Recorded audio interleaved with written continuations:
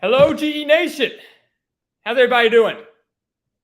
Welcome back to another Gridiron Expert live stream here on the Gridiron Expert. Every Tuesday night, 7 p.m. Central Time, and we are pumped to have you guys here. God, what a weekend, right? My God, what a week 4. What a great week 5 we have on deck. We're going to be covering all of it and more right here with you guys. Going to be taking your questions, taking your comments. We're going to open up the phone lines a little bit earlier today because we made some promises to get more people on the phone. So we're going to be doing that for the next couple hours, taking any of your questions, any of your comments. God, we're pumped. Hope you guys are doing great. Hope you guys are having a great week so far. And, the college football week is going to be here before we know it. It's going to be here really in 2 days on Thursday, but really the big stuff on Friday night even. So really excited. Made a shout out real quick. Let's see who's already here. Got Eddie Rose, my man Will. Good to see you, Will. Go Rutgers, baby. Hey, strong start against Michigan. Love seeing them strike first. And then obviously that was like the only highlight of the game. But the passing attack looking really good for the Scarlet Knights. I feel very, very confident on what they can do going forward. And I still hold by my prediction that they're going to go bowling. So, Will, good to see you. Anthony James, good to see you, my guy. Hope you're doing well. Mr. R1, I like that comment. Welcome. Good to see you. John McGuire, good to see you. South Text. Stephen Cuffey, college football guy. Lance 44. Robert C. Glassman 81. Yeah, sad face for the loss of Notre Dame. We'll talk about that here in a second for sure. No doubt about that.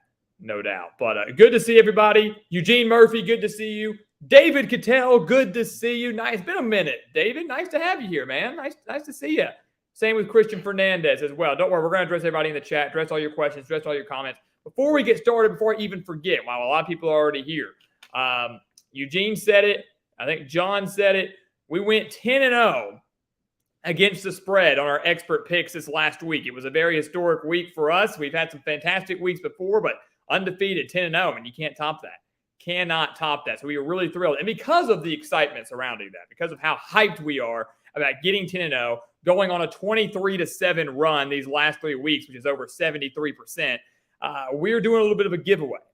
So I want to address this now. We'll address a couple times throughout the chat, but I want to get out of the way now so we can get into the good stuff, the meat of the live stream. But we're doing a big giveaway. If you follow us on Twitter, if you've seen the post we put out on YouTube, we are basically saying if you subscribe to those expert picks, if you go sign up for those expert picks, by the end of the week, you will be entered in this big drawing to get them for free, pretty much. Go subscribe, and you'll get next year completely free of charge, a full year-long subscription. And the beauty of it is this, guys. If you sign up during this live stream, if you sign up for those expert picks during this live stream over the next couple hours, you'll get 5 entries. 5 entries into that drawing to win it, to get that year-long subscription completely free. So it's a big deal. We're trying to promote it. We're 20 subscriptions away from doing our 24-hour live stream. 20 away. We are so close. So spread the word. Take advantage of the deal. Sign up. 5 entries to that drawing if you sign up during this live stream. If you don't do it now, it's no big deal. You can still sign up before Friday and still get entered for that chance to win. Help us reach that goal. Win some money with us. 10-0. 23-7 the last 3 weeks. Hitting 75% in our best bet section of college football, hitting 83% in our best bet section of NFL. So, yeah, definitely go take advantage of that, guys. Over on the gridironexpert.com, the link is in the description. You can see it right there. Sign up for the expert picks. Link is in the description. We'd love to get you guys to sign up, help us reach our goal, and give you a chance to win big. We'll announce the winner on next week's live stream. Next Tuesday, we'll announce the winner of that drawing. So, take advantage and get 5 entries. Who doesn't want 5 entries? Love to get you guys involved. So want to get that out there. We'll promote it a few more times. But John, thank you. Eugene, thank you. Glad you guys are part of the team. And hope you guys were able to benefit from this last week. It was a great weekend. No doubt about it. All right. We'll promote it. I know you guys don't like that type of talk, but we got to do it. We got to promote. We're trying to build something here. Anthony James. Yes, sir. Oregon State and Utah on Friday night. Massive game. That's what we were saying. Thursday night we have a couple games, but Friday night's big. That's a massive one. We actually, Anthony, you're a Pac-12 guy, I know. Our prediction for Oregon State, Utah comes out tomorrow. Tomorrow, right here on the channel, we'll have our prediction for that game out. So stay tuned for that. Massive game when it comes to the Pac-12 race, but also the college football playoff as well. I mean, Utah, without Cam Rising, is still undefeated, playing fantastic football, especially defensively. And once he comes back, that offense is going to be a completely different animal. So if Utah finds a way to beat Oregon State in Corvallis, I mean, all bets are off. Rising might be back this week, maybe, maybe not. We have no idea. They keep getting under wraps. It's really frustrating for all of us. But if they can beat Oregon State, not only would that be disappointing for the Beavers to take 2 losses in a row in a year where many thought they could challenge for the Pac-12, but Utah will prove they are absolutely very legit, even though obviously they are. They're a top 10 team. So very excited to see that game. R1, what is my prediction for Notre Dame and Duke? Will they bounce back? Thursday, baby. We're going to have that prediction for you on Thursday. I don't want to give anything away too much. Great game. I love that Duke's hosting game day for the first time. That's phenomenal. First time ever. It's funny that they're going to be the center. Duke will be the center of the college football world on Saturday. And typically that's the case for basketball, right? Like it's like Duke, North Carolina, Duke, Virginia, Duke, whoever. Duke is always such a big deal in basketball, obviously, but now all eyes are on them in football, and they will be on Saturday night when they host Notre Dame, which, like that Oregon State-Utah game, very, very similar when it comes to playoff implications. Notre Dame loses, they're done, right? I mean, Notre Dame, despite the loss to Ohio State, is still very much alive for the college football playoff. They still have this game against Duke, which would be a huge resume-boosting win. I mean, a top 20 team on the road, that looks good. They still have an opportunity to beat USC at home. They still have an opportunity to go on the road and beat Clemson, whether or not the Tigers are, starting to bounce back or not. Doesn't matter. Death Valley is still a very difficult place to play. So Notre Dame, the opportunities are there for them to rack up some more wins and get to the playoff, but they've got to win out. Duke, on the other hand, they beat Notre Dame. You're talking about throwing Duke close to or in the top 10 heading into week 6 and treating them like a true playoff contender. They already have a big win over Clemson. They didn't have a win over Notre Dame. Pretty sure they do play Florida State later in October, if I'm not mistaken. The schedule's tough, but they would be looking really, really good. And you can't just say, oh, it's a one-hit wonder. They'd be 5-0, and we would need to be taking them seriously. So our prediction for that game comes out on Thursday. We'll talk about it then, but I'm very, very excited for it. Let's see. South Tex, yeah, man. Worst. I know. I felt for your Bruins, man. I do. Hate that for you with UCLA. I mean, it was that pick 6, man. That pick 6, first play of the game, you throw a pick 6, and that ultimately is the difference maker. Hate it. I hate it for you guys, but you can bounce back. I have a feeling y'all bounce back. Genuinely do. Let's see. Who else we got? Hey, Christian, how's it going, man? Thoughts on Louisville? Do they beat NC State on Friday? Louisville's really flying under the radar. Undefeated team, playing really good ball. Plummer's playing well. Jamar Jordan's playing well.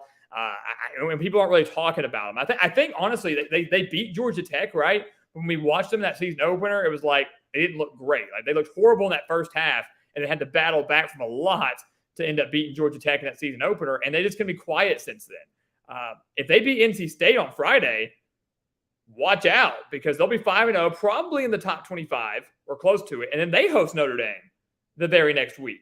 So Notre Dame, if you're a Notre Dame fan, like C. Glassman, like R1, there are some concerns there if I were you, because it's like, great, we survived Duke. Now we have to go on the road to Louisville, who's no slouch either. So I want to say they're going to be NC State. I've been very unimpressed with NC State this year, especially this last week when they barely survived Virginia, the Brennan Armstrong reunion game. So my gut says Louisville does win that game and sets up a massive showdown against Notre Dame if the Fighting Irish beat Duke. If they don't beat Duke, it's a big game for Louisville. But no, and Louisville, honestly, I'll tell you this, I'll probably pick Louisville to beat Notre Dame if Notre Dame loses to Duke.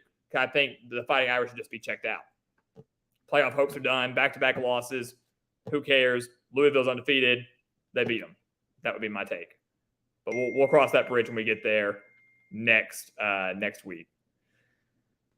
Let's see here. Got a lot of people in the chat. I love it. We got David Zello. Good to see you. College football guy. Neo. God, Neo. It's been a while, my guy. Good to see you. Nice to see you here. Flo, good to see you here as well. Nice to have you guys. Make sure to hit that like button on your way in or out. Make sure to hit that like button. Helps us out. Check out everything in the description and hit the like button. Is Dabo on the hot seat? Nah, Nah, it's a bad year for Clemson, but he's not on the hot seat. How can you put a guy on the hot seat that's won how many titles has he won? Two national titles. Has been to like 4 or 5. I mean, I know the last couple of years have not been the Clemson standard, have not been what Clemson has wanted, but I don't think you can just justify saying, oh, like next year if Dabo struggles. Here's the thing, Clemson's still a solid team. They should have beat Florida State. I mean, and I'm not saying like, oh, the refs screwed them over. Clemson beat themselves. I mean, they should have beat Florida State, and they just beat themselves. That strip sack was a big difference maker. I think it was like in the third quarter. You missed a chip shot field goal with like under 2 minutes left, which felt like the college football gods like punishing Clemson, right? Like go back to all those other games where Clemson has benefited from missed field goals, namely those couple games against NC State where they barely survived. And it just felt like it was like, all right, we've given you everything we could do. Now it's your turn to be on the heartbreaking side of a missed chip shot kick in a massive game. And there you go. So, no, I don't think he should be on the high. Clemson still has a very good team. He's still one of the better coaches in the business. It's just the ACC has built up around them. They have gotten more competitive, and Dabo has failed to adjust with the times. And by that, I mean he has failed to utilize the transfer portal just like every other coach in the conference, and it's coming back to bite him. Comic Dude, good to see you, man. We might have to start changing the time for you then if you're going to be at work every Tuesday at 7. We don't like that, but good to see you. Thank you for the comment. Hope you're doing well. Congrats on the strong start by Rutgers. I was just talking with Will about that earlier in the chat, and Rutgers looking good, man. Rutgers looking good. I know they lost to Michigan. Not many people, if anybody, are going to beat Michigan. Rutgers will go bowling, and I will stand by that. Couple more things in the chat. We will address everything. I promise you that. We do have a promise to make, though, which is number 1, opening up the phone lines in a second. Number 2, last week we promised you that we'd start breaking down what a 12-team playoff will look like. We spent like 30 minutes last week talking about what an expanded playoff would look like. We have what we believe a week 5 currently, based on our rankings, the GE Top 25, what a 12-team playoff would look like. And we predicted the first round of games. We don't want to give you too much all the way to the championship, but we'll address that. And then we will open up the phone lines. But so don't worry, we will address everything tonight. We got you. But Stephen Cuffey, good to see you. Doggy, good to see you. Hunter Shin, good to see you, my guy. Nice to see you. It's been a minute. I was actually just thinking about you in Virginia Tech the other day. I don't know who I was talking to about the Hokies recently, but yeah, it's definitely been a rough year for Tech, man. I hate it. I didn't think this was going to be either Brent Pry turned it around or anything, but I definitely expected more, I guess, from Virginia Tech in the first couple of weeks of the year. Definitely thought I'd see signs of improvement, and we haven't. The beat down to Rutgers didn't show any, optimism and any improvements, and then you lose to Marshall. That hurts. It's just, another rough year. We all hit them, go through those rough patches. Hopefully, he'll start turning things around. Probably not this year. More than anything, Hunter, what I'm curious to see is how long is the leash for Brent Pry, right? Like, if Virginia Tech continues to struggle and only wins 3-4 games this year, maybe somewhere around there, after the disastrous last year, like how long do they give him? Do they fire him after this year if he only wins 3 or 4 games? Do they give him one more year? What is the what's the leash? What's the tenure for Brent Pry? So it's I know it's not surprising to you as a fan, like you say, and obviously you got to keep supporting them to the very end. Hopefully they'll start turning things around and make things a little bit more competitive over these next couple of weeks. But obviously the effort we've seen, what we've seen on the field, plus the schedule coming up, it's not ideal, especially as we enter the bulk of conference play. So I feel for you, man. But good to see you. Thank you for the support. Glad you're here, even if just for a little bit. And same to you, Mark, my guy, my Miami guy. What's going on, Mark? Good to see you. And Jerry Turner, good to see you as well. Very good to see you. Congrats, Jerry, on the Syracuse win over Army. And watch out, Army is good. And Syracuse took care of business. And Syracuse very well could beat Clemson this Saturday. And if you want the prediction for that, go watch the video we just put out earlier today, our Week 5 college football predictions. You do not want to miss that. But, Jerry, good to see you, man. All right, real quick. We talked last week about a 12-team playoff, right? Next year, we do get college football playoff expansion. We're going to expand from 4 teams to 12 teams. How does it work? It works like this. The top 4 Power 5 conference champions. And obviously next year we will not have 5 power conferences because of the Pac-12 just dissipating. But we're basing it off of this year right now. So the top 4 Power 5 champions will get a bye week. They get that first round bye. Then after that, it's 8 at-larges, kind of. You take the other Power 5 champion that's not in the top 4, not one of the top 4. They get in there. Doesn't mean they're number 5, though. They could be number 11 for all it matters. Just they will be in there, but they don't have to be 5. Then the rest are at-larges except for the highest-ranked group of 5 champion. In recent years, we've seen Houston do it, Memphis, Tulane, like last year. Boise State has been in the mix before. So that is how the playoff works. Your 12-team playoff consists of all 5 Power 5 champions, 1 group of 5 champion, the highest-ranked group of 5 champion, 6 at-large teams. And heading into week 5, based on our GE top 25, this is what a 12-team playoff would look like if the season ended today. I'll take that sign off there, courtesy of printyourbrackets.com. We know some guys there. Had to hype them up a little bit. So if you look, it's really interesting, right? I mean, Georgia 1, Michigan 2, Florida State 3, Texas 4. Most polls that you see, including ours, because this is based on our rankings, does have those 4 teams in the mix. I know the AP poll, I believe, has Ohio State up to number 4. We disagree with that. So there you go. Now, obviously, you look, those first 2 matchups on the left and the right, Oregon, USC, Washington, Utah, those are Pac-12 matchups, right? Like, you're not going to get that. Once the playoff expands, you might see something like that. You might see a conference matchup in the first round, but I don't think you'll see 2, and I don't think you'll see that very often. I think typically the playoff committee, when they select those 12 teams, are going to find a way to avoid that unless it's a rematch of a teams that met like a long time ago. I don't think you're ever going to see a rematch of 2 teams that met like the week prior, 2 weeks prior, met in a conference championship game, whatever. Oregon, USC play pretty late this year. I don't think you would see them face off immediately after in the college football playoff. But Ohio State and Notre Dame, for example, that could be a rematch. They just played this week. You're going to go about 2.5 months before the playoff starts. Very well could see a rematch in the college football playoff.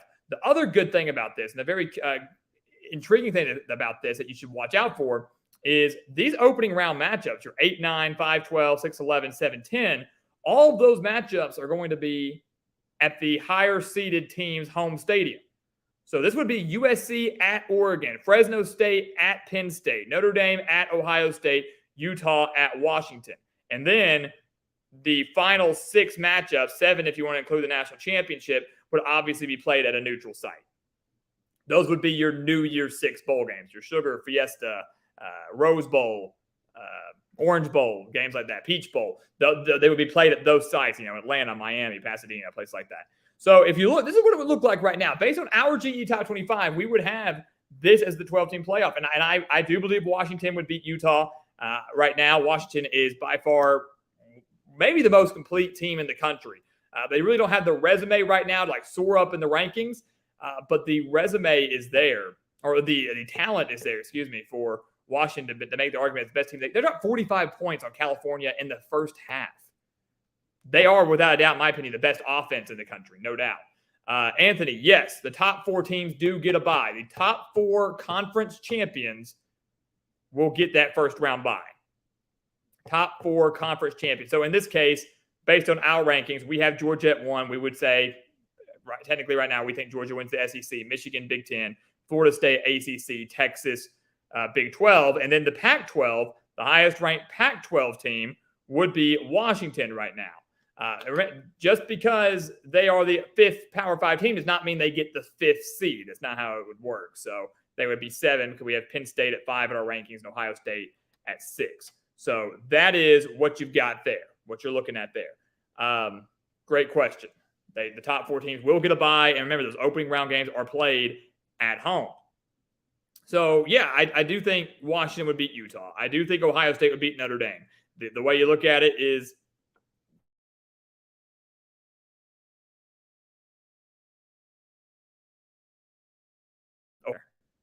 maybe. There we go. All right. I think we had some technical difficulties.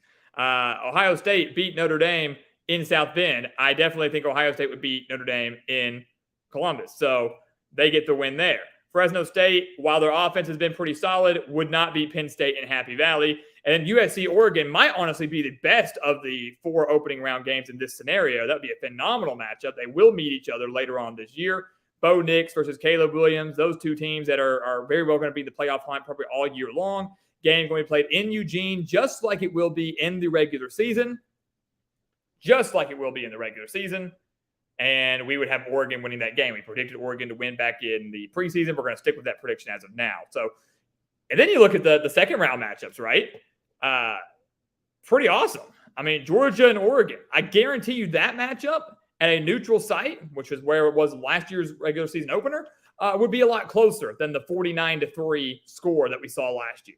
This year, if Georgia and Oregon were to play each other at a neutral site, that game would be significantly closer than we saw last year. Texas and Penn State. God, what a game that would be. That would be awesome. Penn State's defense versus that Texas offense. Florida State and Ohio State. Two traditional powers facing it off to go into the Final Four. And then Michigan and Washington, a Michigan team that has, made back-to-back college football playoff appearances, failed to make the national championship in any of them. That Michigan defense is going to be faced off against the best offense in the country. And here's the thing, guys. I didn't predict all the way to the end here. I would probably pick Washington to beat Michigan. I would pick Washington to beat Michigan right now. And that's where the beauty of the 12-team playoff comes in, right? If the playoff were to happen right now based on the current format with like 4 teams, Washington probably wouldn't get in. If you just base it on the solely 4 teams, we'd have Georgia versus Texas and Michigan versus Florida State. A team like Washington wouldn't get their shot. Notre Dame wouldn't get their shot. Utah, with as great as they've been, wouldn't get their shot. All the, these teams deserve their shot here. And then you're going to see upsets like that. I think Washington would beat Michigan. I think Penn State, Texas would be a battle. So everybody's under this impression that the 12-team playoff comes in, that it's still going to end up being the top 4 teams regardless. And I highly disagree. We would have a 7 seed in the Final Four. We would have maybe a 5 seed in the Final Four. You will see upsets. You will see upsets, no doubt about it. And it gives all these teams an opportunity to make their run, even if they slip up once. Notre Dame in here just lost to Ohio State. Typically, that would destroy them in terms of a playoff berth. Yet here they are getting their shot at redemption against them to continue their national championship hope. It's a pretty beautiful thing, the format and how it's going to be. So I like it. I like that we're expanding. I like the idea. I like the concept. I love the matchups. I see what you guys are saying. Yes, the top 4 teams that are on a bye host a playoff game, or no. It is just a neutral site. So again, remember the way it works. The opening round matchups, the 4 opening round matchups are all played at the higher seeded team's home stadium. Washington hosts, Oregon hosts, Penn State, Ohio State. The others would be played at a neutral site. And obviously some say that's an unfair advantage, right? But it equals out, in my opinion. It's, hey, if you aren't a top 4 team, but you're in the top 8, you get to host a playoff game. But if you're in the top 4, you don't even have to play in the opening week. So the people that are going to make the argument saying it's not fair that Georgia doesn't get to host a playoff game, not fair that Texas gets to, but Penn State did. Penn State only did because you got a bye week. Wouldn't you much rather have a bye week and not even risk losing? I mean, I know I would. And honestly, if you're that good and you think you're that good, you should be able to win at a neutral site. Because the thing is, the higher, Georgia is going to have their pick, right? Georgia would probably play at the Peach Bowl. Texas would probably play at the Cotton Bowl. Florida State would probably play at the Orange Bowl. And then Michigan, I don't even know where Michigan would go, honestly. Maybe the Rose Bowl. Trying to think what else is like geographic, Sugar Bowl maybe. I mean, they would have their pick, and they would put those higher seeds at the New Year's Six bowl destination that is closest and most convenient for them to give them that home field advantage, even though it's not literally in their backyard. That's how it typically works. That's why if you watch this year, the college football playoff, whatever I can't remember I think the Sugar Bowl is one of them. If Georgia ends up being the number 1 seed, they'll have their pick. It's like, do you want to play at the Sugar Bowl? Do you want to play at the Rose Bowl? Well, obviously, you're going to choose the Sugar Bowl. It's a lot closer for your fans. So they get that preference. They get the pick. So there you go. There's your look at a 12-team playoff as it stands. We're going to do this every week. So next Tuesday when we come back on here, we're going to sit down and show you our updated rankings, our updated 12-team playoffs. Some of the matchups may change. Some of them may not. We'll do that. We'll do that every week all the way up until Selection Sunday. And then when we start doing these things again next year, it'll be legit because we'll be heading towards a 12-team playoff. And it's going to be pretty freaking exciting and definitely going to change the landscape of college football and the mindset as we go through. So very, very, very excited for that. I see some of your thoughts already. Some great matchups. We'll do predictions down the road for these as we get closer and go from there. So there you go. All right. Boom. Enlarge the screen. David Zello, Jerry Turner, Brandon McLaughlin, good to see you. And again, we will go through the chat here, periodically as we open up the phone lines and continue to work through our live stream tonight. Let's see here. Make sure I'm not missing anybody else before I start. Again, just want to give it. What am I doing? I didn't have our ticker going. Oh, it's crazy. Again, just a reminder to what we're doing here at the Gridiron Expert. We do have our special running for our expert picks. We went 10-0 in week 4 with our against the spread picks. Sign up for those today. If you sign up during this live stream, you get 5 entries into getting them for free. 5 entries into our drawing that we will do, and we'll announce the winner on Tuesday. It goes a long way in terms of helping us get to our goal of doing a 24-hour live stream. We're 20 new signups away from that happening.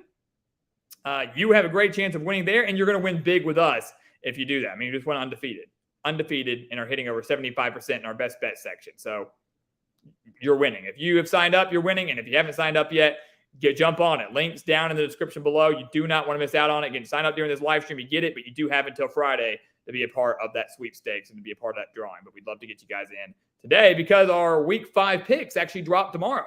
Our Week 5 picks will be officially announced and released tomorrow on our website. So, again, the earlier you sign up for those, the better. Not just for your chances to win, but for your chances to get these picks early. So definitely need to check in on that and sign up when you can. Goes a long way.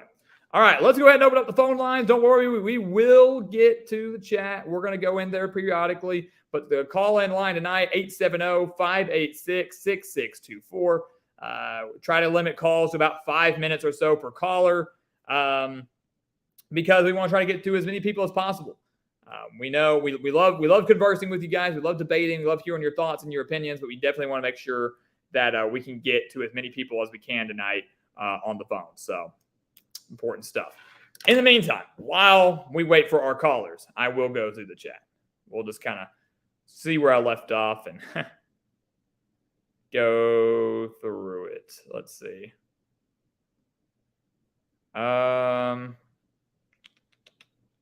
I apparently missed a lot here. I think that is Eddie. Yeah, I'll get to Eddie. Eddie's question here one second. We're finally getting a call, so I'm going to answer this, and then we'll get to Eddie. I think I briefly heard the name as it came through. Is this Hunter? Yes, it is. How you doing? Hey, what's up, Hunter? How you doing, man? Good. Yeah, it's been a while since we've chatted, so I just thought I'd check in, see how you're doing. Just want to wish you well, and then congratulations on all your success with the channel. I'm really happy for you. Well, I appreciate it, man. Thank you. It's good to hear from you. I was pumped when I saw your name pop up. I know it's been a hot minute, so it's good to hear your voice again, man. Yeah, life gets in the way sometimes. I just took a new job, so it was a crazy busy summer. But yeah, I've been following along pretty closely. College football. I watched this past weekend. This weekend was a wild weekend. It was a lot of fun, and I think the story for me was Ohio State, Notre Dame. I mean, just that wild game, that wild finish, and I just want to give credit to Ryan Day, running the ball at the end there. It was a really gusty call, so it was a great game, and it was just fun to be a part of it. No doubt, man. That was by far the game of the week. It was honestly more low scoring than I think any of us thought it would be. I mean, 14-10 up until that really 1 second left when Ohio State punched it in. I mean, 17-14 final score. I don't think many of us thought it would be that low scoring. Great game. I mean, the fact that that last drive I think is going to go down for Ohio State is going to go down as one of the biggest what ifs in Notre Dame history. I mean, you had like a 3rd and 10, a 4th and 7, and then 3rd and 19 that Ohio State converted. And you just got to wonder what would have happened if Ohio State or if Notre Dame had stopped them on any one of those long conversions. They would have walked away with the win. What would have happened if they had 11 guys out on the field for the last 2 plays of the game? And how do you have 10 guys out on the field for the last 2 plays in one of the biggest games of the year? It just blows my mind. Yeah, no, that's all very true. Another thing I want to mention is I'm really happy for the Pac-12 because after all that's happened and, the fact that there's only 2 members that are going to be left after this year, everybody's going to the ACC and the Big 12 and the Big 10. I'm really happy for the Pac-12 that they have so many quality teams. You mentioned them earlier, Washington's great, Oregon's great, Colorado's kind of become America's team with Deion Sanders coaching them up, and Utah is a very good team as well. They're winning without Cam Rising at quarterback. So I'm really happy that the Pac-12 is getting some exposure in their last year as a conference. I think they deserve it. No doubt, and it's honestly kind of just I don't know. It's a little emotional, man. It's sad. I'm really sad that the conference as a whole is kind of just dissipating. But I think it's been a great statement by this conference for what they've done. They knew this was their last year, with the exception of Washington State and Oregon State. I don't know what's going to happen to them, but you're right. I mean, at one point, I think they had 8 teams ranked. Almost a third of the top 25 was from the Pac-12, which means only 4 of their members weren't nationally ranked. And they've got like legitimate playoff contenders, like you mentioned. I mean, Washington, USC, Oregon, Utah. They're all legitimate. Washington State is a team that people are sleeping on that if they keep winning, could enter that mix as well. So it's been really, really cool just to see them going out with a bang and just kind of making this one last little impact in the last year of the conference. Absolutely. So thank you for touching on my comment earlier. I do want to talk about Virginia Tech really briefly. I watched the game against Marshall, and I was not impressed at all. I think the biggest thing I was disappointed about, and I know Marshall, they're a solid team. Like they're a well-coached team, but the lack of discipline, the penalties, the fact that they couldn't move the ball against Marshall. I mean, Marshall, like they're a good team, like I said, but they're not, they're not world beaters. And for Tech to be going 3 and out, I mean, that's concerning for me, particularly when they go into conference play. They have Pitt next week, and Pitt, they're a smash-mouth football team. I worry about the physicality, like if that will overwhelm them when they go into conference play. I think it's going to be really tough sledding for them. I will be surprised. I think they could maybe beat Virginia because we just have Virginia's number. But other than that, I don't know if they'll win another game. I think 2-10, 3-9 maybe is the ceiling for this team. I hate to say it, but I have to be objective. So no, I admire that, man. I think a lot of people sometimes get, you want to believe your team's going to come through and they're going to turn things around, but sometimes you got to see the writing on the wall and just kind of see it as it is. But I'm with you. I think it was very discouraging to see how they played against Marshall. Like you said, Marshall's a solid team. They're a well-coached team. They've always, regardless of who it's been, has been very, very physical.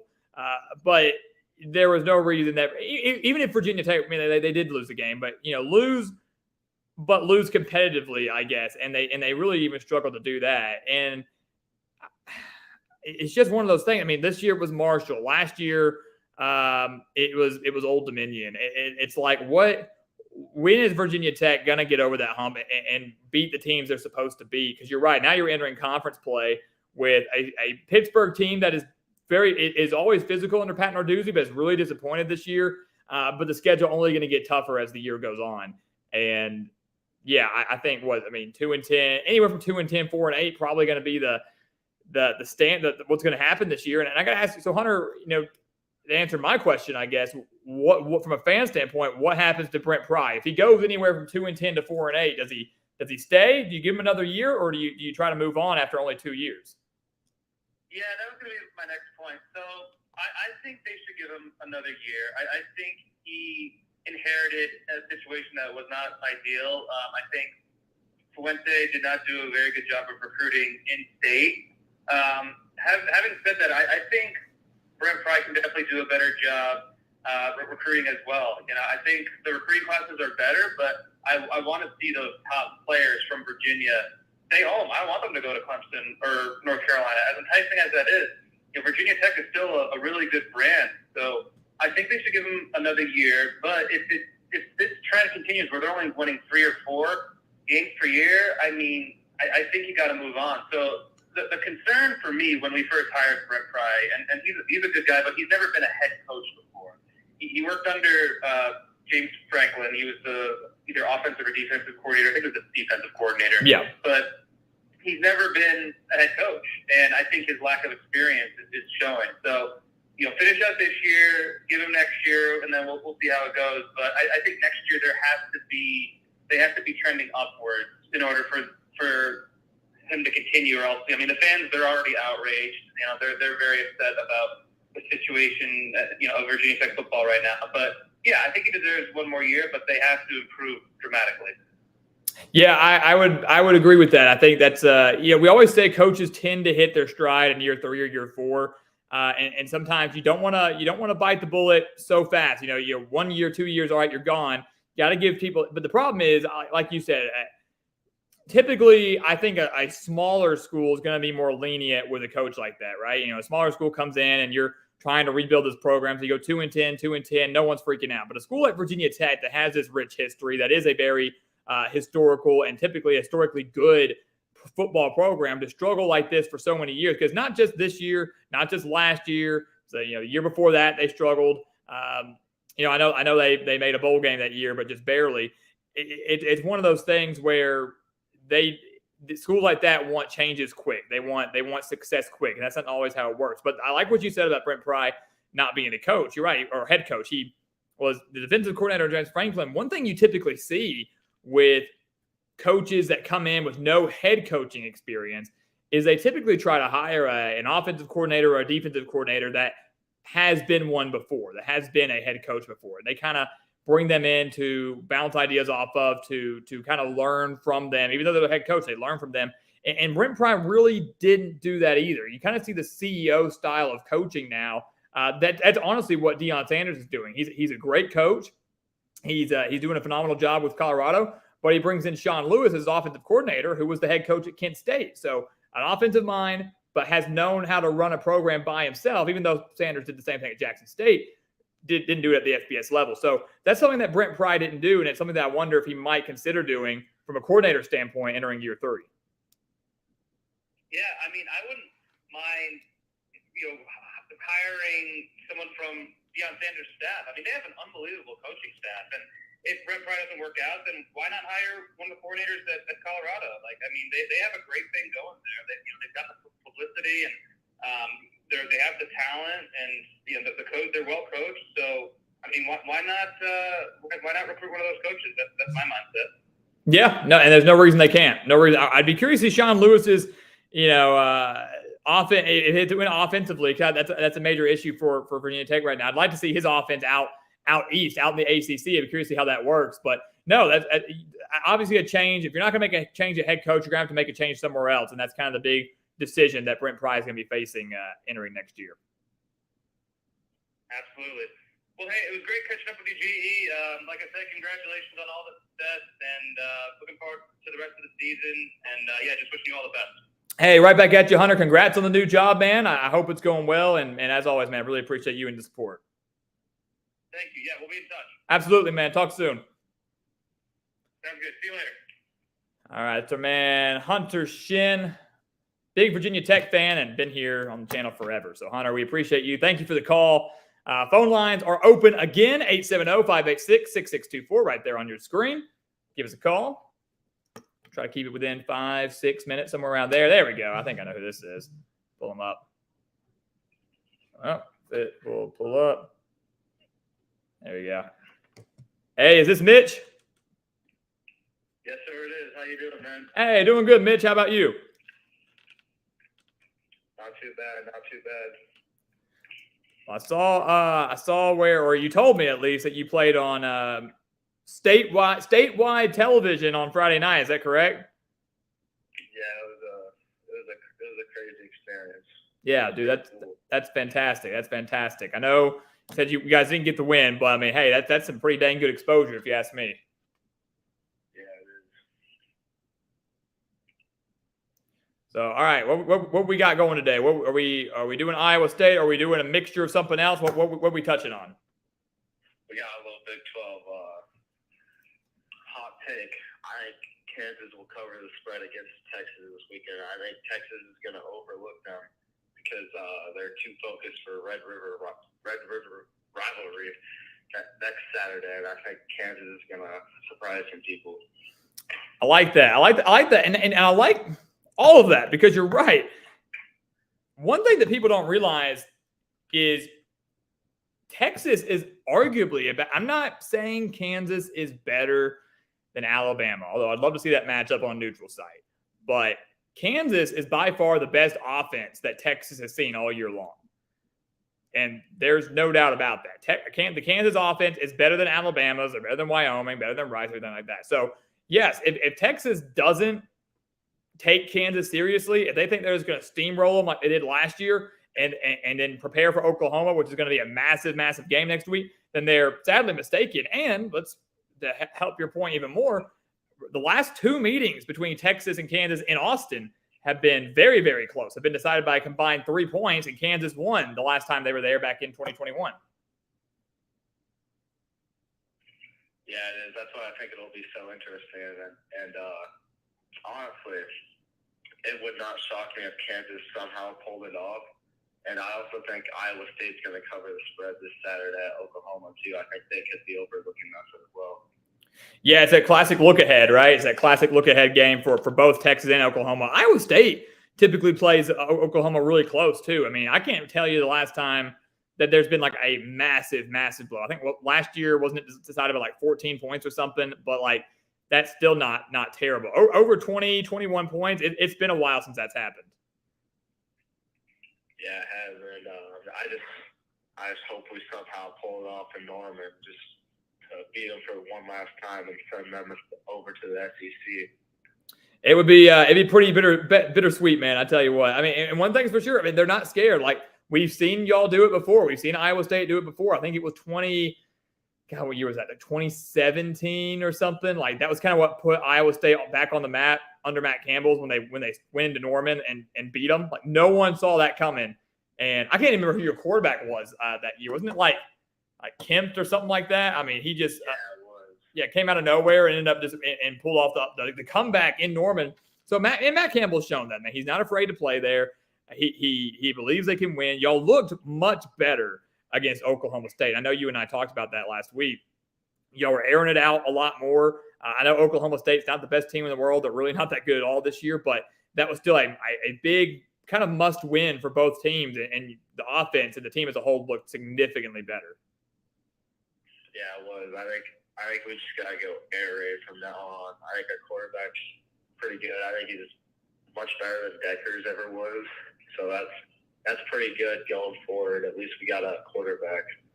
Yeah, Deckers was an interesting case. I mean, he had to work on his decision making. He just the build of Deckers was always interesting to me as a QB. I don't know. He didn't look. He wasn't your stereotypical quarterback. He wasn't horrible. Still threw over like 3,000 yards, but wasn't great. So I agree with you. I think you've got a quarterback upgrade. I'm a huge fan of the air raid. I'm a pass happy guy. If I was an offensive coordinator, I'd probably be running air raid all the time. So it's one of those things where if it ain't broke, don't fix it. Clearly, it worked well against Oklahoma State.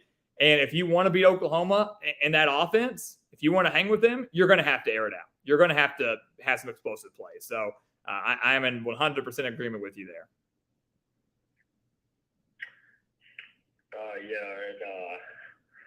It's interesting with Deckers because he can't play in any division or NCAA level from now on. So he has to, if he wants to play any football anywhere, he's got to play NAIA.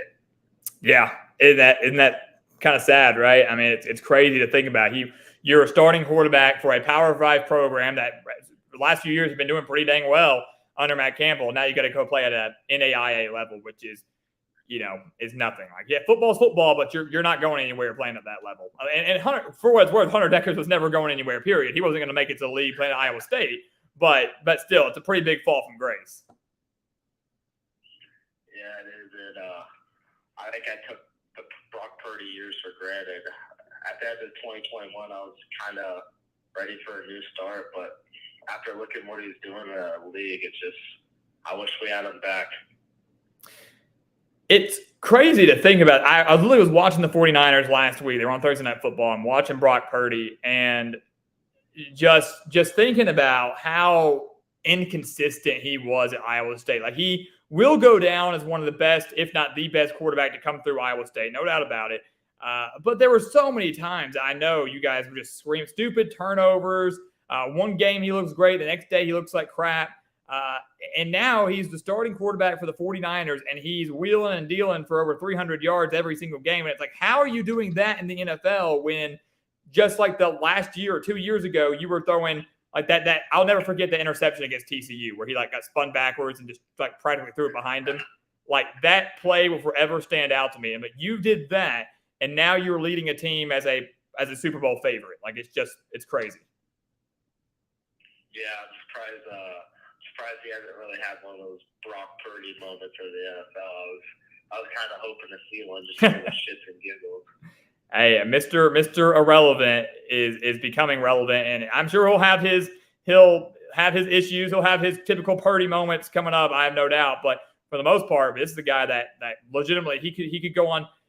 I'm not comparing it to him yet, but the way this story is lining up, it's shaping out to be like the next Tom Brady. And I'm not going to say he's going to be. I don't think anybody will ever beat Brady, but a guy that was just kind of decent, not great, not bad in college, gets drafted super late in the draft, gets the starting job only because the starter got hurt, and now he ends up doing some really special things. So, yeah, I'm right there with you on that.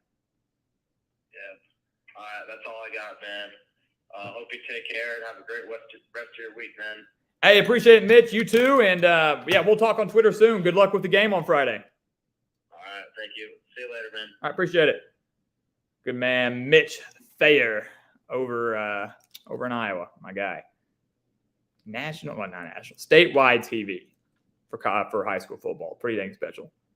It's a big deal. I mean, here in Arkansas, we kind of have something like that every now and then. But they don't do it that often. They show the state championships, the state titles, things like that. But they don't show as many games as I feel like they should. So, yeah, Mitch, congrats, man, on the exposure. Good luck on the game on Friday, and thank you again for the call. And we're getting another call. How about that? Racking up the phone calls tonight. Let's get them in here. Let's see, I didn't hear the name when it came through. Who we got with us today? Hey, it's Anthony James over here in LA, Trojan Nation. Hey, what's up, Anthony? How you doing, man?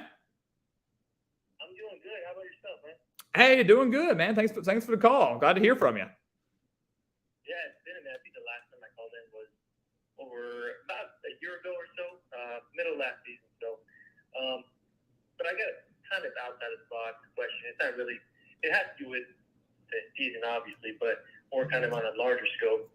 But we've had about 2 years sample size of the transfer portal, and we've seen. Right now, I know it's early on, but I would say the best parity we have in college football. Big blue blood programs that were down in the last year or two. Texas, Miami are all doing well. SC's relevant again after Clay Helton, and Florida State's coming back. So, with that small sample size, how much of an influence would you say the transfer portal has on the immediate parity in college football? Wow, that's a really, really good question and well thought out question.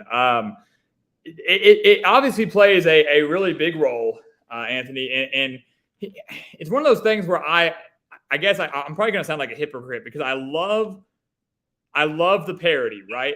I love the fact that we are seeing more competitive football and we're seeing teams become relevant again, like you meant, like USC, like Miami, like Texas, but also some teams that are maybe not considered your blue blood programs that are thriving or at least becoming more competitive in their respective conferences because of the utilization of the transfer portal. I mean, great way to look at it is like, look at Michael Penix, what he's doing at Washington. Washington by no means a blue blood program, yet he transfers into Washington from Indiana to reunite with Kalen DeBoer, and they're lighting it up and very well could be the Heisman front runner and could go to the playoff. I mean, that is the utilization of the transfer portal.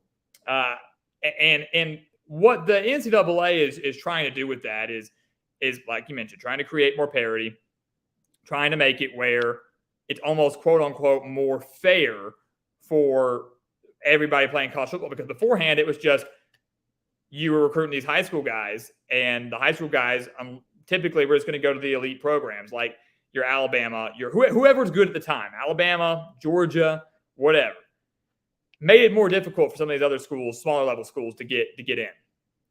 The problem with the transfer portal is that there's no regulations with it. You can transfer 5 different times over the course of your college career, and then you factor in the NIL money, and that's why players are going now. So you're no longer going to Alabama or Georgia for the coaching and for the opportunity to play for a championship. It's because you're going to pay me $3 million. The best example I can give for that, and I know you're a USC guy, but I mean, Jordan Addison's a prime example, right? Like, Lincoln Riley goes over to Pittsburgh, says, come to us. We'll pay you like $3 million. We're going to give you a nice mansion out in L.A. if you leave Pittsburgh to come play for USC. And he said, absolutely. Jordan Addison was going to be a first-round, second-round draft pick, whether he went to USC or Pittsburgh, whether he stayed at Pittsburgh or went to USC. But he went and he followed the money. I don't blame him. Who would pass that up? Who would pass up a free house and millions of dollars? Nobody. You'd be crazy to do it. But I don't think that was ever how the transfer portal was intended to be used. But to answer your question overall, yes. Overall, it's creating more parity. It's creating more opportunities, and it's making it a lot more competitive. Well, yeah, and then, kind of to look at Colorado, like, for example. I mean, I want to look at 2 different ways. But Colorado, you're getting players that are transferring in from SEC schools, from Big Ten schools that were third-string scout team guys that are getting, good reps and film for scouts. And I mean, it has its benefits. It's made Colorado relevant. I mean, Deion Sanders obviously has a big part in that, and then you look at the other side and how the parity affects those who aren't using the transfer portal. Teams like, obviously Clemson stands out, and how their lack of use is affecting them.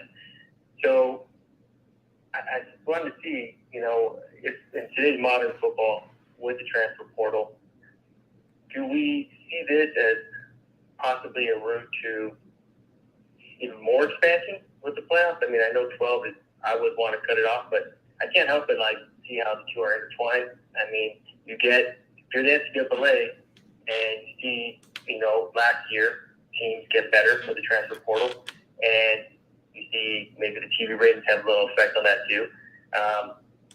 And you see that teams can compete. You expand the playoffs, or you consider it. Then you get a second year of data, and now you can make a strong case to not only schools, universities, but also your TV networks. Like, hey, we're going to have good games on TV, and if this can keep rolling, why regulate transfer portal when we can have even more competitive teams, expand the playoffs more down the line, and more money? Yeah, no, it's a really, really good point. And you're right. I mean, the more parity makes people more competitive, therefore giving more teams a chance in a way to compete for a championship. And I think the max, if college football, the way we've looked at it, the way I've kind of tried to envision it is 12 teams is good. The max they'll go to is 16. But what could happen, what might happen, is with this conference realignment, with the super conferences being formed, the Big Ten now going to have 18 teams, SEC 16, things like that, and it will only keep growing. And we talked about this a couple of weeks ago, the possibility to where it's like the SEC or the Big Ten has their own playoff within, kind of like the AFC and NFC had their own playoff, and then when the winners meet in the Super Bowl, you almost have that. The SEC has a playoff internally. The top 2 or the winner from that goes to the big college football playoffs.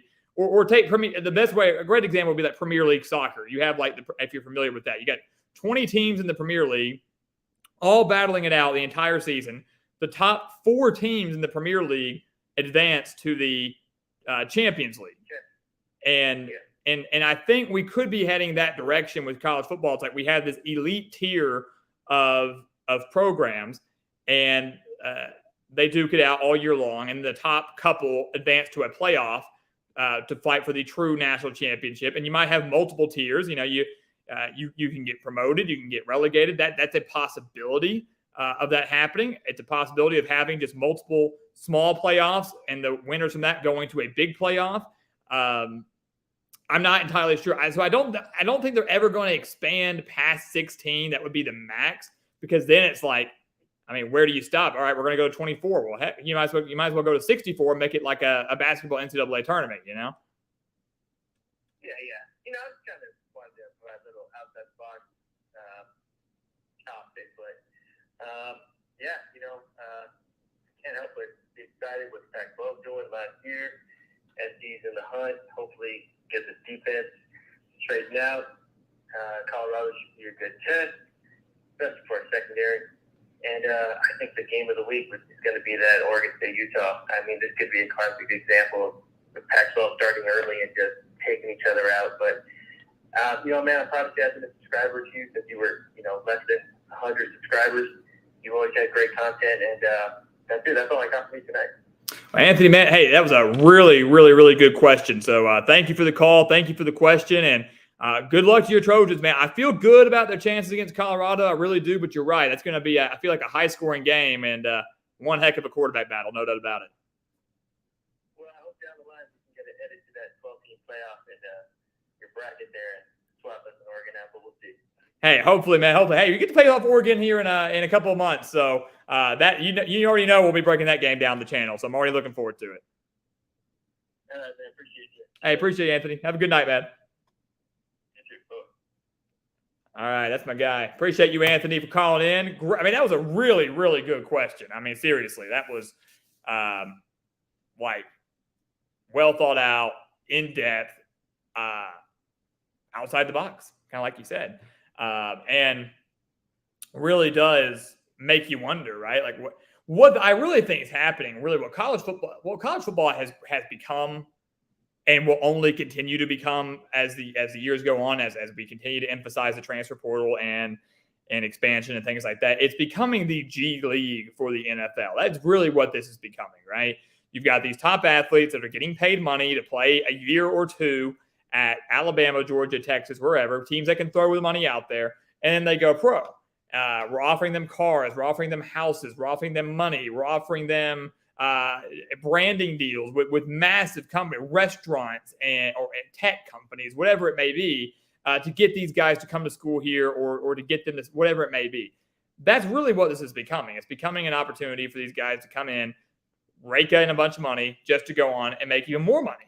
And more power to them, right? Like, I mean, they are phenomenal athletes. And with the amount of money, I know you make the argument, the amount of money that college football draws in from ticket revenues and their likeness and the concessions and everything like that, they deserve that. But I'm not the biggest fan of the direction we're heading as a collective body, aka the NCAA. All right, we're getting another call here. I think I can get it pull up. I think it's the college football guy. Is that you? Are you with us?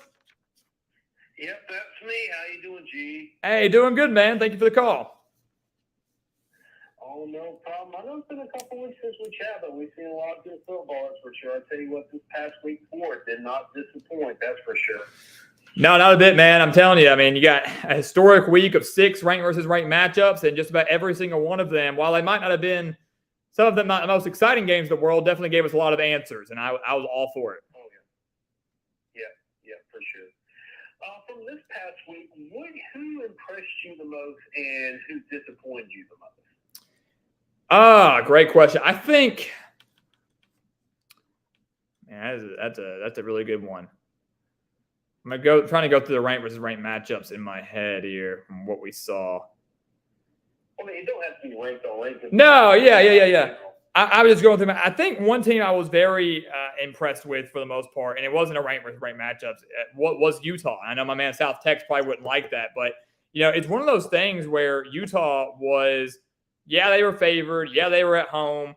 But you're facing an elite offense in UCLA that's just dominant and had been dominant all year long. And Utah just bottled them up. I mean, didn't allow a touchdown until later in the fourth quarter. The defense was phenomenal. And I liked what Kyle Whittingham did. He basically just said, like, once we get a lead, I have faith in my defense to prevent them from finding the end zone. So the entire second half, Utah never scored a point. They just punted. But they wasted time with the running clock by running the ball, would pin UCLA deep, and that defense was just absolutely phenomenal. So to win that without Cam Rising and to hold that type of offense to 7 points for the entire game is really, really impressive. And also, what was it, like 5 or 6 sacks that they had on Dante Moore too? Yes, yeah. I think it actually went up to 7, if I'm not mistaken. I mean, it was a ridiculous number. Yeah, that's impressive. That's for sure. It's going to be interesting when Utah faces off against, not like USC, but I'm curious. Don't they play on the road? Well, I know they face Oregon later on this week. I mean, later on in the season. But do they play on the road at Washington as well, I believe? Utah still got some tough tests going. Well, they got to play on the road at Oregon State. That's not going to be an easy one, too. So, I don't know how much farther Utah is going to get, quote unquote, be able to get by going on the field without their starting quarterback, Cam Rising. Because as well that defense has played, we go against another team that has another well defense and who has an offense that is, 3 times better than UCLA's, like Washington, Oregon, or USC's. That Utah defense is going to get worn out. So that's my only concern. That's why they need Cam Rising back so badly before really they start Oregon State. Have they announced he's going to be starting yet, or is he still questionable? Do you know? Yeah, as far as I know, he's still questionable. Haven't heard any updates on him. So that is a major concern. They can beat Oregon State without Cam Rising. It'll be close, but they can. But after that, you're in trouble. Because really after Oregon State, each team is going to keep getting better and better. And they play Washington State on the road as well. I forgot about that. And man, I think if I had to say that one team that I was impressed with, Washington State. Man, they have become from a dark horse to a serious contender in the Pac-12. I'll tell you what. Yeah, no doubt about it. I mean, I love what they're doing in Pullman, man. I've always kind of had a soft spot for Washington State. I love the story of Jake Dickert.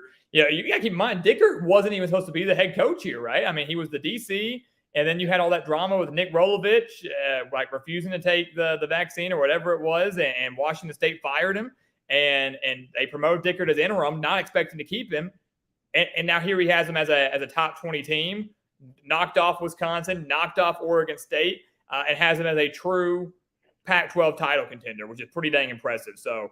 And he did that. To go back on Anthony's point, he's done that, helped utilize that through the transfer portal. Cam Ward was from Incarnate Word at the FCS level, and now is lighting it up as one of the best quarterbacks in the country. Yeah. All right, well, I've got a few more questions for you. One we'll do is, if you want to just write down these questions, you can answer it later. Sure. I don't want to hog up the phone lines anymore. First off, I want to know your thoughts on the Alabama-Ole Miss. Well, I think you kind of addressed it a little bit, but what do you think about Alabama and Ole Miss? And then I guess it kind of brings this question in general. Who is the best team in the SEC West right now? I mean, after LSU struggled against Arkansas, Alabama's still struggling. I mean, Texas A&M looked better, I guess, against Auburn, but, how far does that go? And then the second question is, seems like the Big Ten West also being wide open, who do you think's the best team in there? And then the Big Ten, and then in the Big Ten East, I'll tell you what. Penn State beating Iowa, that was really impressive what they did. I mean, I can't tell you who might be the best team in the Big Ten East with Michigan, Penn State, and Ohio State. I mean, those 3 teams look pretty even, but in my opinion, Penn State has looked the best. I mean, I've been so impressed with them of what they've done. And then last question is, do you think North Carolina and Texas have finally gone over the hump to where they're not playing on the levels of their competition? Because, those games that they usually play, Texas at Baylor, North Carolina at Pitt, those are usually typical games they would lose because they always play down to those competition levels or, they didn't play at their best. But when they do play their competition, but when they do play their talent levels, they blow them out, and that's exactly what they did. So could this be a sign that possibly maybe Texas and North Carolina finally gotten over that hump, or is it too early to tell? And last question I want to hear from you is, What's your thoughts on LSU? Because I don't know about them. They seem to be a Jekyll and Hyde type of team. They look great against Mississippi State, but then look back against Arkansas. And then the same could be really said against FSU. I mean, we've seen the Jekyll and Hyde from them type as well. If you can answer those questions for me, I'll get off the phone so that way you can get some other callers. Hey, sounds great, man. Fantastic questions, and we'll start answering them right now. Appreciate it. All right, thank you, GEC, buddy. You got it, man. Thank you for the call. Our man, college football guy. Again, thank you for the phone call. Really appreciate that. And again, fantastic questions, all of which I am very excited to answer because I have a lot of thoughts on all of them. So those were great. Phone lines will remain open. We'll take the number off for a second. It's still ticking across the bottom there. So if you want to give us a call, feel free to call in. Otherwise, we're going to answer college football guys' questions, generate some discussion for that, and then we'll go back to the chat and start answering y'all's questions in the chats because I see we have quite a bit of comments, especially from David Zello. Good Lord, I feel like the entire chat is green over here. So we'll definitely get to that. But we'll start with your question, college football guys. So we'll start with Alabama and Ole Miss is what you started with. Alabama and Ole Miss was a really interesting game. Because Ole Miss, got off that strong start, led 7-3, led 7-6 at halftime. Alabama just looked really, really bad in that first half. I mean, Jalen Milroe, they're so close to scoring, throws a pick in the end zone. Then they block the punt that luckily goes out at the 1 yard line. You're thinking, that's perfect. No safety, no touch, just 1 yard line, punch it in. And then the high snap. They had the ball on the 1 yard line and lost 22 yards on that drive because of the high snap and then a sack. And Alabama had to settle for 3. And Nick Saban actually, in his coach's show, I think today or yesterday, kind of laughed it off. He was like, yeah, we didn't play too well on the 1 yard line. Oh, well. And I know he's trying to be, brushed off like it ain't a big deal, but it is a big deal. That is not Alabama football. I mean, the amount of mistakes we've seen dating back to last year, go back and look at that game against Texas last year in Austin. Very bad discipline from Alabama. A lot of penalties in that game against Texas. They were lucky to survive in Austin last year. That has carried over into this year as well, right? Both with penalties, but also with just mistakes like the high snap, like the interceptions in the end zone, like the poor quarterback play. So, but what I will say is that Alabama's defense is what's going to carry them this year, right? I think Jalen Milroe is a heck of an athlete. We saw a flash of brilliance from him. I think he's going to get better as the year goes on. But the defense is what's going to have to keep Alabama in games. It's going to be the determining factor of whether or not Alabama can get to the college football playoff. Can they win the rest of their games? Or whether they're going to lose another game or two. And the thing is, Bama's got a tough road ahead. Still got to go to College Station. They've still got to play LSU. They still got to play Auburn, who you don't really know what to expect from. So really, really difficult schedule ahead for Alabama. I don't think they're going to get through there unscathed. I don't think they're going to run the table and win out, make the SEC championship as a one-loss team, undefeated in conference play, and make the college football playoff. I don't see that happening. And not to say Ole Miss exposed anything. Ole Miss missed a golden opportunity. The problem for Ole Miss right now is that they don't have an identity. Last year, they relied so heavily on the run. Great offense, so heavily on the run. The run game's not there. And that's why they can't win. It's because the run game's not there. Quinshon Judkins is non-existent. He has 200 yards on the year. His longest rush this year is 14 yards. It's non-existent. They were having to rely solely on Jackson Dart, their quarterback, who's also their leading rusher. And when you've got a guy like Jackson Dart, who's got a little bit of mobility, but not all that great, if he's your leading rusher, that you've got a problem, right? Especially when you've got a guy like Quinshon Judkins and Ulysses Bentley back there. That's a problem. That's a major problem. So that segues into the SEC West conversation in the sense of who's the best team in that division. And I've been on this for a while now, and we talked about it, I think, last week as well. There is none, right? And I think you'll have a little bit more of an idea by the end of this weekend, because here's the thing. If you've got massive matchups, right? Like LSU plays Ole Miss. Alabama plays Mississippi State. Arkansas plays A&M. Those are all massive SEC West showdowns. Auburn, look, and you do elimination, right? Like Mississippi State's not winning it, right? Mississippi State's not winning the SEC West. They're not going to be in contention for it. They're out. Auburn's out. They're not contending for it either. They're going to lose to Georgia, and they're going to be done for. All right? So Mississippi State's out, Auburn's out. Now you're down to 5 teams left. You can probably make an argument that Arkansas's out, right? They played LSU close. It was competitive. Probably should have won that game if their coach wasn't an idiot. They probably would have won the game. But so it goes. Arkansas's probably out. Even if they beat A&M, they'd have to beat Ole Miss and Alabama, both of which are on the road. That's not happening, right? So Arkansas's out. Mississippi State's out. Auburn's out. If Arkansas does beat A&M, doesn't mean Arkansas has their shot, but it means A&M's out. Because A&M, if they lose to Arkansas, they'd have 2 losses, no playoff for them. They'd have to then practically win out and make a big run. That includes the win over Alabama. That includes the win over LSU in Death Valley. Probably not going to happen for them. So they're out. So what's it leave you? It leaves you Alabama, LSU, and Ole Miss. Those are your top 3, right? Alabama, LSU, and Ole Miss. Alabama has issues. LSU clearly has issues. Ole Miss has issues.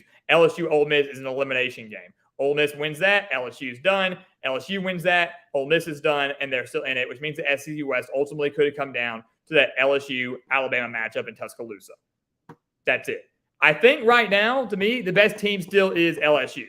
I think LSU is the most complete team. I think their defense is really, really good. Still need work in the secondary. They got torched by KJ Jefferson. They got torched by Jordan Travis. They'll get torched later on by any other competent quarterback that they face, whether it's an SEC play, maybe against Jackson Dart, or if they somehow make the college football playoff or something and face a team like Florida State again, Michigan and J.J. McCarthy, who I wouldn't say is an elite quarterback, but he could definitely torch LSU's secondary. Texas and Quinn Ewers, they would be in trouble. So they've got to find a way to fix that. But LSU, probably the best team in the West, but I think it's ultimately decided in November when they travel to Tuscaloosa, more than likely. And again, we said a couple weeks ago that you would have a really good idea of the state of the West by the end of September, by the end of week 5. And again, like we just mentioned, all those major matchups that we're going to see on Saturday is going to give us that much more clarity. I'll give you one more, though. I'll extend it 1 extra week. Alabama plays Texas A&M next Saturday. So by the end of next Saturday, you'll definitely know. You'll definitely know if it's still going to come down to Alabama or LSU, or if one team is starting to run away with it. So great question there. It's interesting to see what has been known typically as the most dominant division in all of college football starting to be so wide open, and not so wide open because the teams are good, so wide open because the teams are bad. That's the intriguing thing about it, right? Segue that into what now is the best division in college football. That is the Big Ten East. The Big Ten East is absolutely phenomenal. Ohio State, Penn State, Michigan, Rutgers is not a contender, but Rutgers will go bowling, and they are a threat to a team like Michigan State, maybe a team like Maryland. Maryland undefeated, very well could win this next week against Indiana, should. It sets up a massive showdown, I believe, against Ohio State just next week. So, the top 3 teams, though, in that division are Ohio State, Michigan, and Penn State, in no specific order. Who's the best team in that division right now? I'm going to stick with Michigan until proven otherwise. People are going to go sit there and go, oh, Michigan hasn't looked great in their first couple of games. Well, of course they haven't. Why?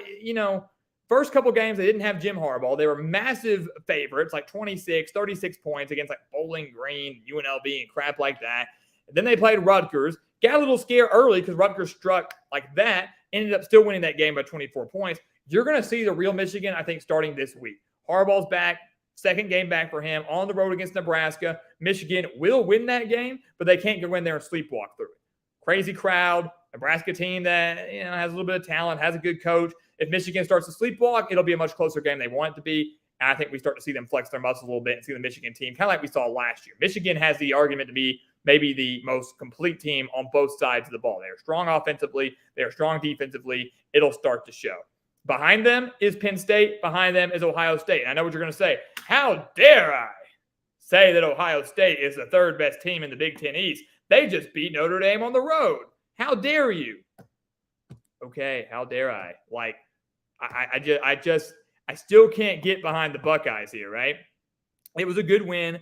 They deserved to win. It was an impressive win. It showed a lot of resiliency, right? It really did.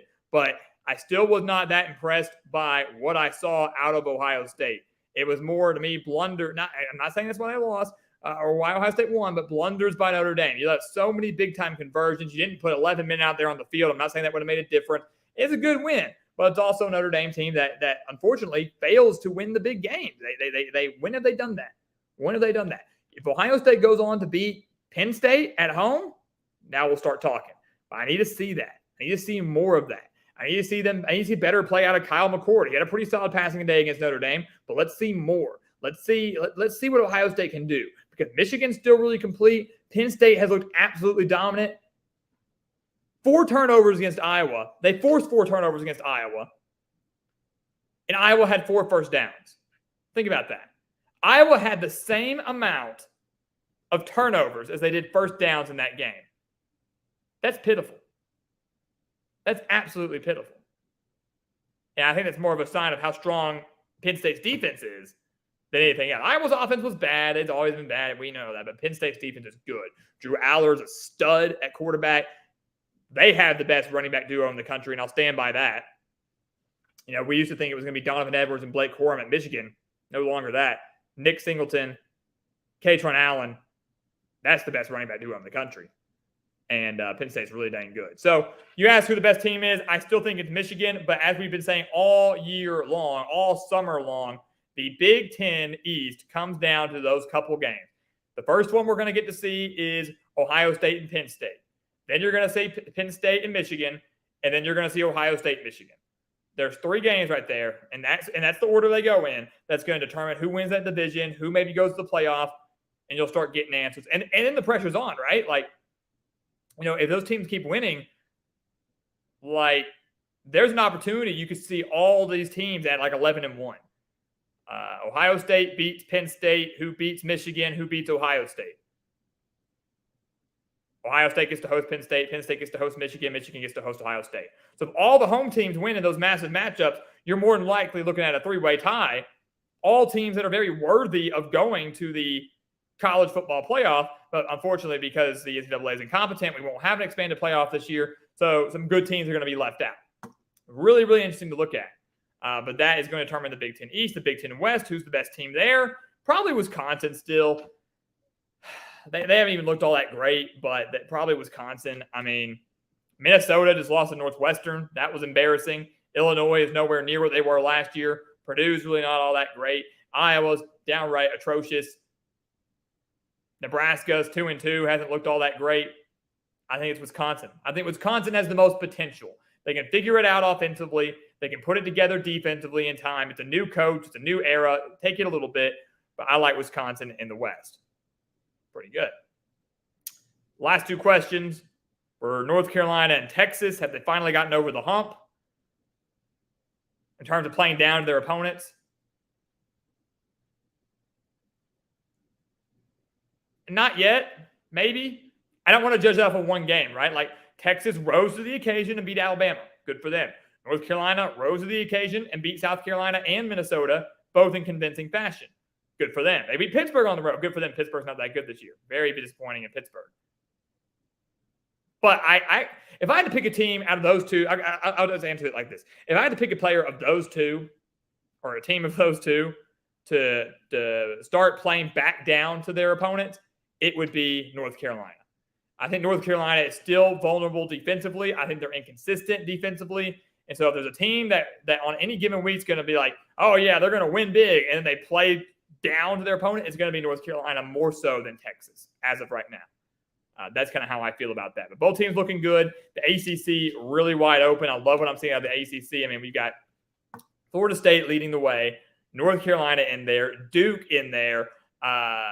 Syracuse is looking good. You do not sleep on Syracuse if they beat Clemson, or don't sleep on them going into Clemson. I'm telling you, if Syracuse beats Clemson, they'll be nationally ranked. They'll be 5-0, and they are legitimate ACC title contenders. Considering, remember, it's a wide open conference. There are no divisions. We're just taking the top 2 here. Florida State feels like a lot, but that second spot in the ACC, who's it going to be? North Carolina, Duke, Syracuse, Miami. All very capable teams of getting in there and making some noise. So I'm really, really excited to see how that shapes out. So that's something to watch out for. And then finally, LSU, my take on them. Again, we just kind of told you we still think they're the best team in the West. Obviously do have concerns defensively with LSU. As we mentioned with the secondary, they're very vulnerable in the secondary when they're playing a decent quarterback like Jordan Travis, like KJ Jefferson, as we've seen. They should have lost to Arkansas. Sam Pittman made a lot of terrible decisions in that game. Arkansas committed a lot of costly penalties in that game, namely the one right there like inches away from the goal line. I think it was the first quarter. If Arkansas doesn't have a false start on like the inch-yard line in the first quarter and they run that ball in, they win the game. Arkansas instead had to settle for a field goal. That's a 4-point swing right there. You got 3 points instead of 7. Arkansas lost by 3. So Arkansas wins the game if they don't commit a false start there. Arkansas wins the game if they don't commit half the penalties. I mean, it was just a boneheaded, mistake-filled game for the Razorbacks. But if you're an Arkansas fan, what else would you expect, right? What else would you expect from a dare I say, sorry program, an irrelevant program? Just the facts. But LSU does have some issues. They've got to figure it out. I think they will. I have a lot of faith in Brian Kelly. But this Saturday is going to be very telling. They're facing a strong offense in Ole Miss that's going to test that secondary. Can they shut it down? And again, if Ole Miss wins, SEC West once again wide open, up for grabs, and they're just going to beat up on each other. And honestly, this is the best case scenario for a team like Georgia, because heaven forbid Georgia loses a game in the regular season. Maybe they do, maybe they don't. Whoever they play in the SEC championship from the West might not even be in the college football playoff line. Yeah, they're going to want to win the title or whatever, but like, who cares, right? Like, Georgia's actually benefiting a lot from the chaos in the West, believe it or not. If assuming Georgia goes on to win the SEC East, which I think many of us believe they will. So there you go, college football guy. That answers all of your questions. Great questions. I really could probably rant on a lot of them a little bit longer. I probably shouldn't, but I really like the question. So thank you for that. Thank you. And really, they were good questions. We'll have more clarity on some of these races, like the SEC West, Big Ten West, Big Ten East, even more clarity on LSU. We'll have all that when we do this live stream again next week. Like, we'll have some more answers from that, which will be really encouraging and good to know. So, good stuff there. Let's segue into the chat again. I'll scroll up and just kind of start going to the bottom. Hopefully, we've got some good discussion in there. Hopefully, we got some guys that stuck around that ask these questions. I'm not just answering the blank space. Michael S., pull up your comment real quick. Buffalo money line versus Akron. Who am I picking? Expert picks, my guy. Michael, expert picks. Look it up. Look them up. Go sign up. We'll give you that pick. I don't like giving out a lot of free picks, man. We're hitting over like 83% on the money line this year. So we're hitting pretty big. And we'll give you that pick, Buffalo. If you want to know Buffalo, if you want to know any game against the spread, any game on the money line, sign up for the expert picks. We got you covered. It's 24/7 access. And remember, if you sign up during this live stream, you enter that drawing, 5 entries to get it free for next year. 75% best bets college football, 83% best bets NFL, over 60% total on college football, over what is it right now? 67% total on NFL picks. We're killing it. We're killing it. So go sign up, man. Go sign up. You get those entries. You get guaranteed winnings. We went 10-0 last week. 10-0, Ricky, in college. 10-0 in college. We do 10 college picks a week. We do 5 NFL picks a week. 10-0 in college. 4-1 in the NFL. The lone loss was, I can't remember, but 4-1 was our mark. And we went 2-0 in the best bets section. We're hitting 83% in the best bets for NFL. We're hitting 75% in the best bets for college football. We're hitting over 60% on the year for college football. We're hitting over 67% on the world in college football. We're killing it. We're killing it. Or for NFL, so 67% on NFL, 83% total on the money line, 83, 84% on the money line. We put those stats up in every single video, every single recap video that we do each week. On every Sunday morning, we put out those numbers. We would love for you guys to sign up, become a part of the team, and win big with us. Win big with us here on the channel, guys. It's guaranteed winnings. Oh, yeah. Did we mention that we beat out over 80% of the national handicappers each of the last 5 years? 80%. 80 freaking percent. They can't touch us. They cannot touch us. So, Ricky, we'd love for you to sign up. Michael, we'd love for you to sign up. Go check it out. It's 24/7 access. Any questions, any picks you want on top of the ones that we put out, our best bets for the week, we've got you covered. We'd love to have you. Link for that's down in the description, by the way. 20 more, and we do a 24-hour live stream. Come on. I want it. You guys want it. Help us out. All right, back to the chat. Let's take a look here. Let me find a good question. We'll pull it up on the screen. Dylan Harris, good to see you. Neo, good to see you. KP, good to see you. Some of these are posed as questions, but I know you guys are talking to each other in the chat, so it's Here's a good one. I like this. A new name. Haven't seen in a while. Dimitrij Zilimbaba. If I'm pronouncing that correctly. I hope I am. Washington belongs in the top 4. They look legit on all sides of the ball. That one vote who had them number 1 this week ain't crazy. And you're exactly right. Here's the problem. I've got Washington at like number 7 in RGE top 25. There's like almost every fiber of my being wants to move them higher, but I can't justify it because of the teams that I have ahead of them, right? Ohio State right now currently has a better win than Washington. Florida State's got a better win. Texas has a better win. You can make the argument that Penn State's got a better win with that 31-0 shutout over a ranked Iowa team. Whether you agree Iowa should have been ranked or not, that's up to you. But they are a really good team. To me, I think you could make the argument that they are one of, if not the most complete team in the country. I still think the most complete team in the country probably is Michigan right now. I think that's going to start to show over the next few weeks. But for the best offense in the country, it's not Caleb Williams in USC. It's not Shedeur Sanders in Colorado. It's not Bo Nix in Oregon. It's not Georgia. It's not Texas. It is Washington and Michael Penix. That is the best offense in the entire freaking country. It is Washington. I don't know who can stop them. I don't know who can slow them down. I'd love to see it. That's why I'm excited to see like Washington and Utah, Washington and Oregon State. When they face some decent deep, and Oregon State's defense doesn't look great at all against Washington State. But I'm really, really excited because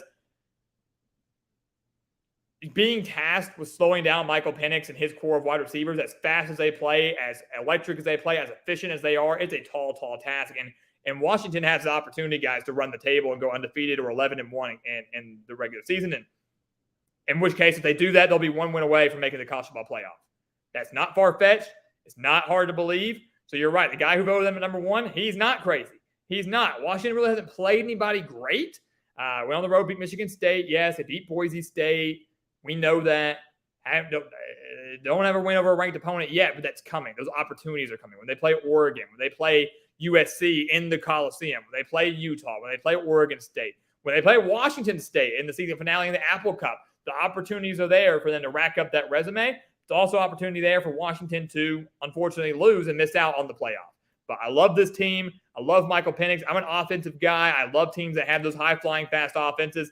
And Washington, for me, is kind of becoming must-see football, like appointment viewing for Washington football, regardless if they're playing at 2:30 in the afternoon or it's Pac-12 after dark. I'm staying up and finding a way to watch Michael Penix and the Huskies. So great comment and great question. Eddie, my guy, do I think College Game Day will be at Missouri and LSU next week? Do I think we beat LSU after Vanderbilt? LSU doesn't look great. Eddie, I would love to see Game Day at Missouri. I would love that, especially if, for that to happen, Missouri is going to have to beat Vanderbilt. That looks very likely. LSU would probably need to beat Ole Miss. That's not as likely. Could see it happening, but it's going to be tough. Both teams, for Game Day to come in, both teams have to win. And the problem, Eddie, is that game, unfortunately, lies on the same day as the Red River rivalry. It's just bad luck. And I don't think Texas will lose to Kansas, probably. I don't think Oklahoma will lose to Iowa State. So you're going to have a top 15 Red River rivalry, Red River showdown, however you want to phrase it, in Dallas, top 15 showdown, top 20 at the least. And it's the last year that Texas and Oklahoma are playing that in the Big 12. The last rivalry meeting in the Big 12 for these two teams. It's a massive rivalry game. I just don't think they'll go to Missouri. I would love to see them there. Isn't it an 11 a.m. kickoff too? That's all the more reason I don't think they'll go. Dallas is too. The Game Day is, but for Oklahoma and Texas. But I don't think they'll go, Eddie. As much as I'd love that for you and for Missouri, my gut says, barring some crazy, if Texas or Oklahoma loses, maybe, but more than likely, they'll go to the Red River rivalry, and Missouri will get snubbed, which doesn't surprise me. That is what Game Day typically does. I'm a fan of the show, but they do typically do that to people. Stedman Riley, good to see you, Stedman. Hope you're doing well, man. Thanks for popping in. What are my thoughts on Ohio State after the win? We kind of addressed that a second ago, addressing it with our rankings. I think they're a good team. But I still want to see more. And I know it sounds ridiculous. What more can you ask for when they go on the road and beat a top 10 team? What more can you ask for? I don't know. I don't know exactly what I'm asking for. I wasn't impressed with them at all in the first 3 weeks. The win over Notre Dame was big. It was impressive. but can they consistently do that? You know what I'm saying? Can Ohio State beat a Penn State? Can they beat a Michigan? Let's see more. They're a good team. I don't think they're a top 4 team right now. I don't. They have one of the better wins in the country on their resume. Still don't think they're a top 4 team. That tells you anything. But it was a massive win. Also wasn't a fan of the Ryan Day rant at the end, but maybe that's just me. Maybe I'm old school. Jason Hughes. It's an interesting take. Texas A&M looks good as long as they keep Max Johnson in there as quarterback.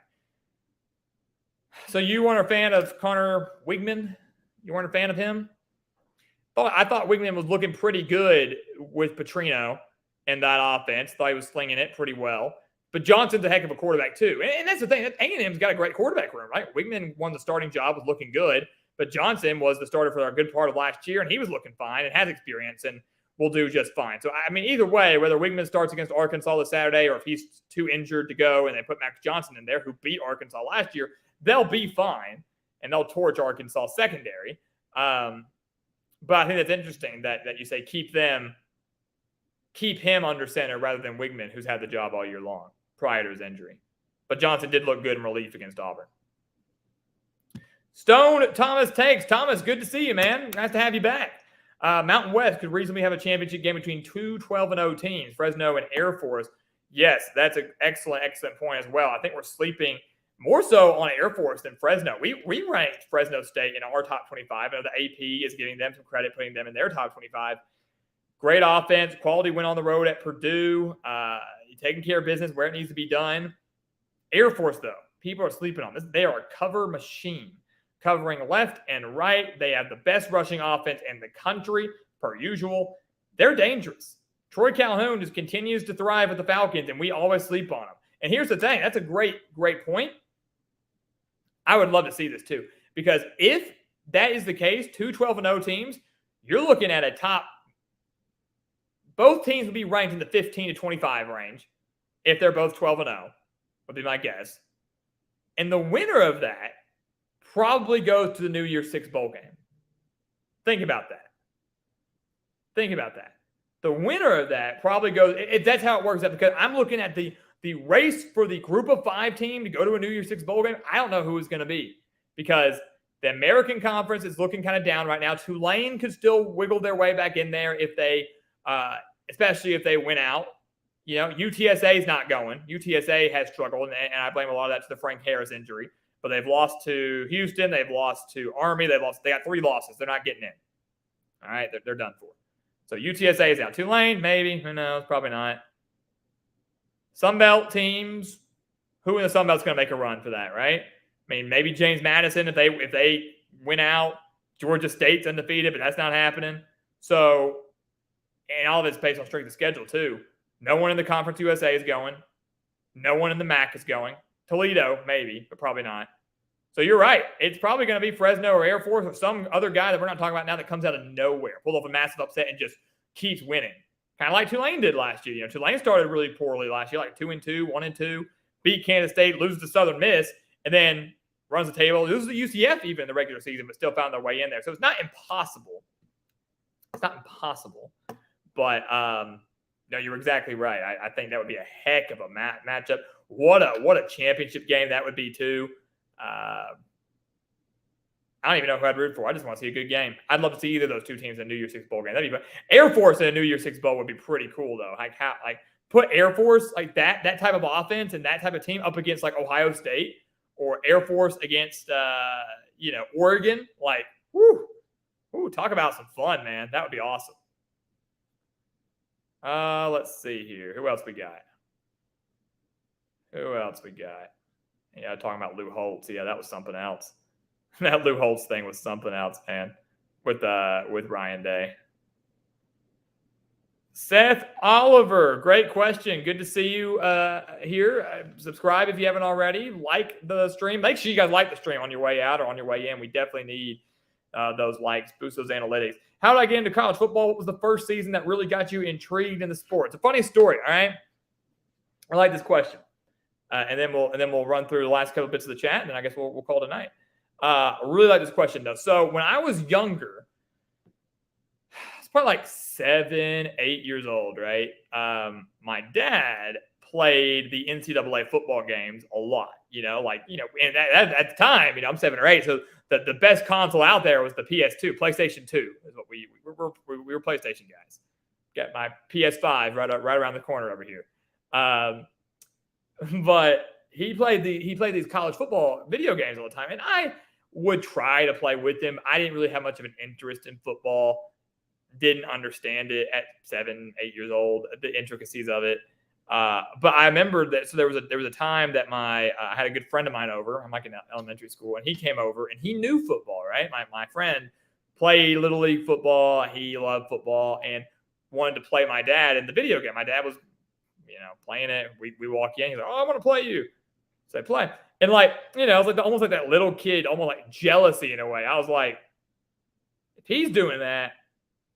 I want to play my dad in this game, and I want to know what I'm doing. I want to know what I'm doing, what it means. So I learned college football through this video game. I learned the teams. I learned the how it worked, which is really a great way to kind of stimulate. You can play the video game and learn, and just play it over and over and over again. I learned how it works. So the 2009 season was the first season I fully remember. And that sounds ridiculous, but that was the first season I remember watching a lot of football, understanding football, what it meant, staying up to watch the national championship, late, way past my bedtime, which was that year was Alabama and Texas. So that was kind of the first year. And then 2010, it took off, right? 2009 was like this good segue. I watched a lot, loved it. And in 2010, you're all in, you're fully in. And it has been an obsession and a passion. Really ever since then. But I learned it through the video games. People are like, "Oh, video games are bad for you." Right? No, you can learn a lot through it. And I'm really glad I did. And I obviously got addicted to the NCAA video games as well. And I can't tell you how excited I am for that game to come out next summer. Finally, we've been waiting over 10 years for a new NCAA football video game, and we're finally getting one next summer. So that's kind of how I got into football, man, was maybe a little bit of jealousy involved. But playing the video games with my dad, and then starting to play it myself, playing football myself, and then just watching every little bit I could. You watch SportsCenter, you watch College Football Live, you watch College Football Countdown, you watch the old College Football Final or whatever with Mark May and Lou Holt. Speaking of Lou Holt, would do that. So it's like you did all that. You just kind of grow. You read the magazines. You studied the stats, and it just became this whole thing. You did your own predictions. And then eventually, the way I got into this with the Gridiron Expert was I'm so tired of doing my own predictions and not sharing it with people. What good does it do for me to make a prediction, just leave it in a notebook somewhere, and then I can go to work or I can go to school? But I predicted that. It's yeah, sure you did. I got proof right here now on YouTube. I got proof on YouTube on our videos, and I miss a lot of games too, but we got proof, and we're building something pretty dang special. So long story short, that's how we got into football. Love that question, Seth. Thank you very much for that. That was a really, really good question. I like getting down to the personal level sometime. That was good. South Carolina, Tennessee. Tennessee is bringing out new uniforms. Who cares? Who cares? And that's not even a slight at Tennessee. Who cares with new uniforms? I like uniforms. I want teams to look crisp and I want them to look clean, but I'm also a stickler for tradition too. When I think Tennessee, I think orange. You think orange. When I think Arkansas, I think red. When I think Alabama, you think crimson. When you Penn State, it's the Navy. I am a stickler for tradition. I don't really always like you want to switch up a jersey, you want to switch up a uniform based on your colors, cool. But if you're a team that's red and you're going to come out wearing all black, or you're a team that's orange like Tennessee and you're going to wear all black or gray or whatever, it's yeah, those look kind of cool, but why? What part of Tennessee is represented on that jersey, on that uniform, other than the T on your helmet? I don't know. I'm probably old school for that. I don't know. Again, some uniforms I'm for, some I'm not. Don't really care about the dark mode uniforms. Is this the third or fourth time they come out with a different rendition of dark mode, or is it the same one? The reason they're doing that, I know this. They typically wear the dark mode uniforms for the big game of the year, right? The one they're hyping their team up for. And why not hype up this game against South Carolina, the revenge game, for Tennessee, right? Hendon Hooker gets hurt against South Carolina last year. It ends their college football playoff hopes in Columbia. So now Tennessee's opportunity to get revenge in the middle of September over a South Carolina team that's not in the running for anything. But still, it's revenge to get back at them for ruining their hopes. So, yeah, Tennessee will win big. They will dominate that game. I feel very confident about that. I think they wore their dark mode uniforms last year against Kentucky, if I'm not mistaken.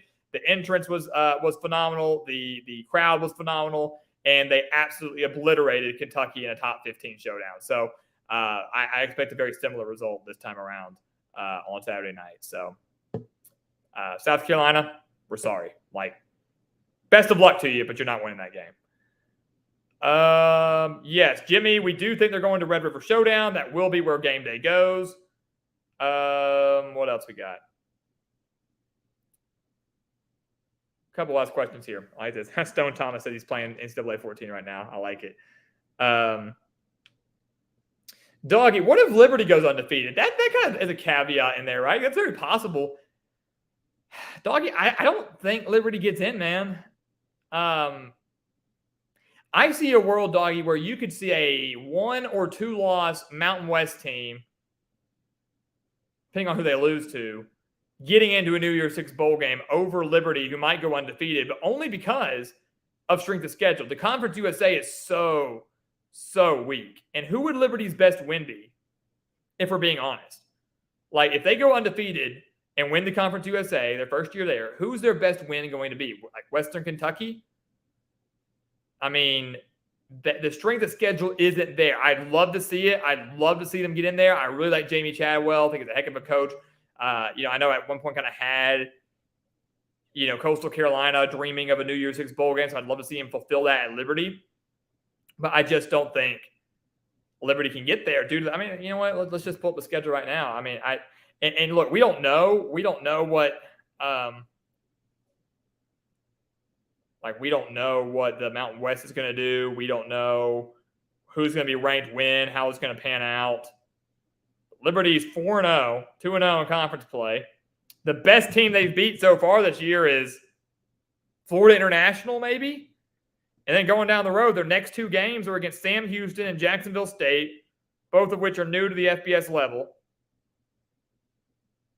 They do not face a single team. They face one team currently on their schedule the rest of the way that has a winning record, which is Jacksonville State. Western Kentucky on the road will be a tough one. But the strength of schedule is just so weak that I just don't think Liberty can go to a New Year's. Unless the Mountain West just tanks and crumbles, the American just tanks and crumbles, and they're like, you know what, Liberty's in as 24 or 25. Because undefeated's hard to do regardless of what conference you're in. Throw them in there as a 24 or 25 and send them to the Cotton Bowl. But no, as much as I'd love to see it, it's just so weak. The Conference USA is so weak and has so many issues. Liberty just doesn't stand a chance of getting into a New Year's Six bowl game. Just doesn't have a chance there. As much as I'd love to see it, because I know you're big on them. Will Notre Dame eventually be forced to join a conference? Probably. Just because I don't know. It depends on what happens to the ACC in the next couple of years. I know Florida State wants out. I know Miami probably wants out. What happens to the ACC over the next couple of years? Do you see some of those schools try to go join the SEC? Does Florida State, Miami, Clemson, North Carolina, teams like that try to join the SEC? In which case, if they do, I don't think Notre Dame does. The problem that Notre Dame is going to run into, genuinely, here's what's going to happen for Notre Dame, is if you start building these conferences up into 18, 20, 24 team conferences, you're going to have to, just for fairness sake, have teams playing roughly a 9 to 10 game conference schedule, which leaves very little room for non-conference games, if any, right? That's what Notre Dame has to have. They're not in a conference. They have to play non-conference games. The majority of them I know are within the ACC. They play Clemson. They play Duke. They play NC State. They play Virginia. They play North Carolina. I get that. But if those teams leave and Notre Dame doesn't have the ability to schedule decent opponents as non-conference teams, their hand will be forced and they will have to join some sort of conference just so that they can play quality teams that will boost their strength of schedule and strength of record and give them chances to compete for championships. So I think eventually they probably will have to, but it really comes down to what happens with the ACC over the next couple of years. The ACC stays intact, maybe the ACC adds some teams, good to go. If they dissipate and they crumble, Notre Dame better hope someone picks them up. Geographically, makes more sense for them to join the Big Ten, but honestly, geography has been thrown out the window because we've got USC and Oregon and UCLA all joining the Big Ten. So, geography means nothing anymore when it comes to conferences. But yes, I do think eventually they will be forced to join a conference. Great question. Jerry, I like that question. What's my favorite bowl game? Favorite bowl game. Man, there's so many horrible bowl names. My favorite bowl game to watch every year, because it always comes down to like tie-ins, right? Like it comes down to like what are the conference tie-ins. I'm looking at the ridiculous names right now. Like the roofclaim.com Boca Raton Bowl. That's a good one. The Union Home Mortgage Gasparilla Bowl. Love that one. The 68 Ventures Bowl. What the heck is that? What is the 68 Ventures Bowl? That's a new one. Haven't heard that. Probably a rebrand. Serve Pro First Responder Bowl. It's just terrible. It's all these. So Bad Boy Mowers Pinstripe Bowl. The Pop-Tarts Bowl. Good God. I forgot we had that. I forgot they added that. The Pop-Tarts Bowl. Golly. The Cheez-It Citrus Bowl. Yeah, these are great. These are great. I think the Pop-Tart Bowl might be my new favorite bowl now. I totally forgot about that name. But I don't know, a cop-out answer. I love the Sugar Bowl every year, even when it's not a playoff game. I really like the Sugar Bowl. I've been to the Sugar Bowl before. I love the atmosphere down in New Orleans. I love the atmosphere of that game. So it's really, really – Sugar Bowl and Cotton Bowl are both very high up there for me. Rose Bowl's fantastic, though, just because the pageantry, though. I mean, the Rose Bowl Stadium's beautiful. It's high on my bucket list to get out there. Always a pretty good matchup. So I like those. Yeah, some of the other like lower bowl games, I just really don't care. Like honestly, I mean, look, football's football. I'm going to watch them. We're going to pick them. We're going to bet on them. Like football's football. I'm not missing the lower level bowl games. I'm not going to miss the Radiance Technologies Independence Bowl. Oh boy, that's appointment viewing right there. I'm not going to miss the Hometown Lenders Bahamas Bowl with the announced attendance of 12, all of which are natives of the island, by the way. Like I'm not gonna miss those games, but I honestly don't really care too much about them, right? Like, and honestly, quite frankly, no one does. And those are almost typically the worst. Like when you do college pick'em, like when you do the Bowl Mania pick'em, which we will have a group for that this year, by the way, with a prize involved. So stay tuned for that when bowl season rolls around. When that happens, like it's like, oh, who am I gonna pick? Central Michigan or Buffalo? Who cares? Like, no disrespect, but who cares? Like, I just hope to see a decent game. Like, but you know what? That's the beauty of college football, though. I'll give you a great example. Like last year, I think it was the Bahamas Bowl. It was like UAB in Miami, Ohio. And I'm sitting there like on the edge of my seat at like 10 in the morning, stressing out about the freaking Hometown Lenders Bahamas Bowl between a Conference USA team and a MAC team because I had money on UAB. And it was like one of the highest confidence picks for me in my Bowl Mania group. That's the beauty of college football, the psychological warfare it has on your mind, and the fact that on a random Thursday night or whatever, you're sitting there stressing over two completely irrelevant teams, but that's the beauty of football. That is the beauty of football and the hold that it has on at least the majority of us. So, excuse me, Central Michigan and Buffalo. You're right. Yeah, doggy, good catch. You know what I meant. You know what I meant. Yes, they're both in the MAC. My bad. Central Michigan and Bowling Green. How about that? No, wait, they're both in the MAC too. I was thinking Liberty. Good to God. Apparently, I love the MAC. I love MACtion. I'm getting ready for some midweek MACtion. God. Oh, my God. Gotta love bowl season, right? Gotta love bowl season. Great question, Jerry. You said yours is the Rose Bowl's on your bucket list. It's very high on my bucket list. Sugar Bowl. Yeah, great minds think alike then. I really like the Sugar Bowl. I really do. I love New Orleans. I love the Superdome. I'm always going to call it the Superdome. What's it now? Like the Caesars Dome or something like that. Yeah, it's pretty special. Those New Year's Six bowl games are always really cool. Righteous Pimp, good to see you. Can Kansas compete with Texas? Yeah, they can. They can compete for a little bit. We'll have an announcement on that later. Righteous Pimp, yeah, we will announce Thursday afternoon, Thursday at 1 p.m. Central Time, we have a Duke and Notre Dame prediction coming out. So every top 25 matchup you've got, every ranked versus ranked matchup, we are predicting individually. And that's going to be the case all year long, right? So tomorrow's Oregon State, Utah and Oregon State, Duke and Notre Dame is on Thursday, along with LSU and Ole Miss. And then on Friday, we have Texas and Kansas. So stay tuned for that. Got a lot of great content coming out these next 3 days. And for those of you out there, we are going to be down.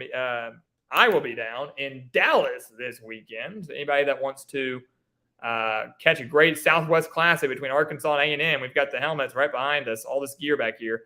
Arkansas and A&M Southwest Classic.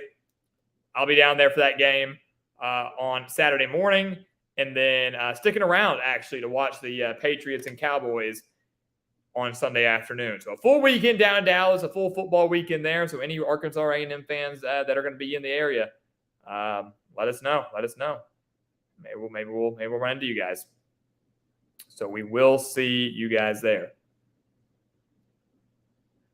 Last few here. We'll wrap it up with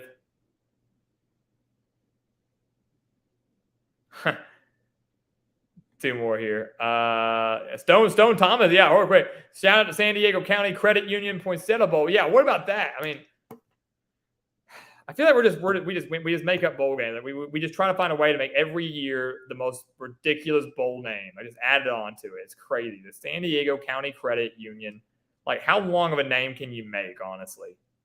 I get it's money, I get it's partnerships, and they make money in advertising from this stuff, but like, I don't watch college football and go, oh man, this game's getting tight in the fourth quarter. I should go open an account with San Diego County Credit Union. Oh man, I need to get on that. I don't watch a bowl game, in late December, right around Christmas time, and go, man, you know what I need? Let me just find. I'm going to go over to roofclaim.com while I'm watching the Boca Raton Bowl on Thursday, December 21st. I want to do a little digging over there. Or back then, the Bad Boy Mowers, Gasparilla Bowl, the Bad Boy Mowers Bowl, or the GoDaddy.com. I can go over to GoDaddy and watch that. I'm going to go buy myself a Bad Boy Mower. I mean, I don't, who cares, man? Like, even the only ones that don't have, no, I think they do too. Yeah, even the playoff game, the All-State. But here's the thing, right? Like, isn't it funny? Like, there's some that just flow because they haven't changed, like, ever. Like the All-State Sugar Bowl, that has been like a staple. That just like feels good. Like that just doesn't change. Hey, college football guy, have a great night, man. Appreciate you. And Hunter Shin, appreciate you as well. Thanks for being here, both of you guys. Thank you guys both for being here and for your calls and your questions. Have a great weekend, and we'll see you next week. Hopefully. Hope to see you both. Have a great night, guys. But you know what I'm saying? Like, I mean, All-State Sugar Bowl flows. The back then it was the Tostitos Fiesta Bowl, which made perfect sense. Now it's the VRBO. Those names just flow, and I never had an issue with those. But then you got some ridiculous ones. The Jimmy Kimmel LA Bowl, the Cheez-It Citrus Bowl, I don't know. Some of this stuff, I don't even know what they are. I don't even know these companies or what these items are, and that tells you a lot. The Bourbon Bowl, yeah, those are good. For sure, the best one. Arizona, yeah. Nevada and Colorado State, yeah. Both. I remember that. I actually do remember that, yeah. Remember that one. Jimmy's getting all upset. What did I miss, Jimmy? Did I miss a question of yours, or were you talking to me? I don't even know. What was this your question, Jimmy? If Oklahoma goes undefeated, they won't. The end. Not to be rude, Jimmy, but come on, man. No need to call people idiots here. Come on now. Calm yourself. Your Sooners aren't going to go undefeated. Why do I think they're going to lose to BYU? Because Provo is a very difficult place to play. The passing attack's a lot better than it's been in years past. They've looked pretty solid for the most part. The defense has drastically improved, and quite frankly, I'm not entirely sold on Oklahoma right now. I hope they do well. I genuinely do. I want them to do well. We'll learn a lot about Oklahoma when they play Texas next week. I might even learn a little bit more about them this week when they face a strong Iowa State defense. But BYU, late in November, where it's freezing cold, on senior night for the Cougars, a Cougars team that very well could be fighting for bowl eligibility or will have already clinched it and is looking to improve their mark against an Oklahoma team that probably will be a top 15 team at the time, I would assume, unless they just ultimately collapse. The home crowd's going to be rocking, man. Watch BYU this Friday when they play Cincinnati. Look at Provo. Look at that stadium on Friday night and just picture it being 10 times better when they face Oklahoma, because they're facing actually a true opponent. I think they're going to mop the floor with Cincinnati. So, and also, Jimmy, we break this down in our BYU and Oklahoma videos. More analysis on that game on our individual prediction videos. So there you go. There you go. Last few, Jimmy, since we need to get this. No, Oklahoma should not be in the top 10. Who have they played? They've beat nobody. Beating Arkansas State 73-0 is not an accomplishment. Do you think game day is going to go to the Red River Showdown? Yes, they will, unless Texas or Oklahoma loses this weekend, which I don't think is likely for either of them. Why is Oregon not higher in the rankings after that terrific win over Colorado? Because Colorado's garbage. There you go. Because Colorado is garbage and was overrated to begin with. So there you go. PlayStation Fiesta Bowl 2, doggy. Yeah, for sure. Let's see here. I think that wraps everything up. I think that cuts it all. Make sure I'm not missing anything there. Doggy says, yeah, I love it when you rant. I love ranting, man. Like you guys get me on a tangent over something that I'm passionate about. I'll stay here for 30 minutes and we'll go to town. And trust me, you know, probably should do these more often so I can do that, because I always got a lot on my mind when it comes to college football over certain teams, certain players, certain events. Oh, man, season's just getting started, man. We're not even done with September. We got a lot of football left to be played, a lot of live streams left to do, a lot of videos left to do. Well, rant season isn't even here yet, man. Season's too young for that. It's coming, though. It's coming, though. Don't you worry. But with that, guys, I think we'll wrap everything up. Right at 2 hours. Can't beat it. Can't top it. Kind of like a weekly tradition here, and it's been a heck of a live stream. Really has been. Appreciate everybody that called in.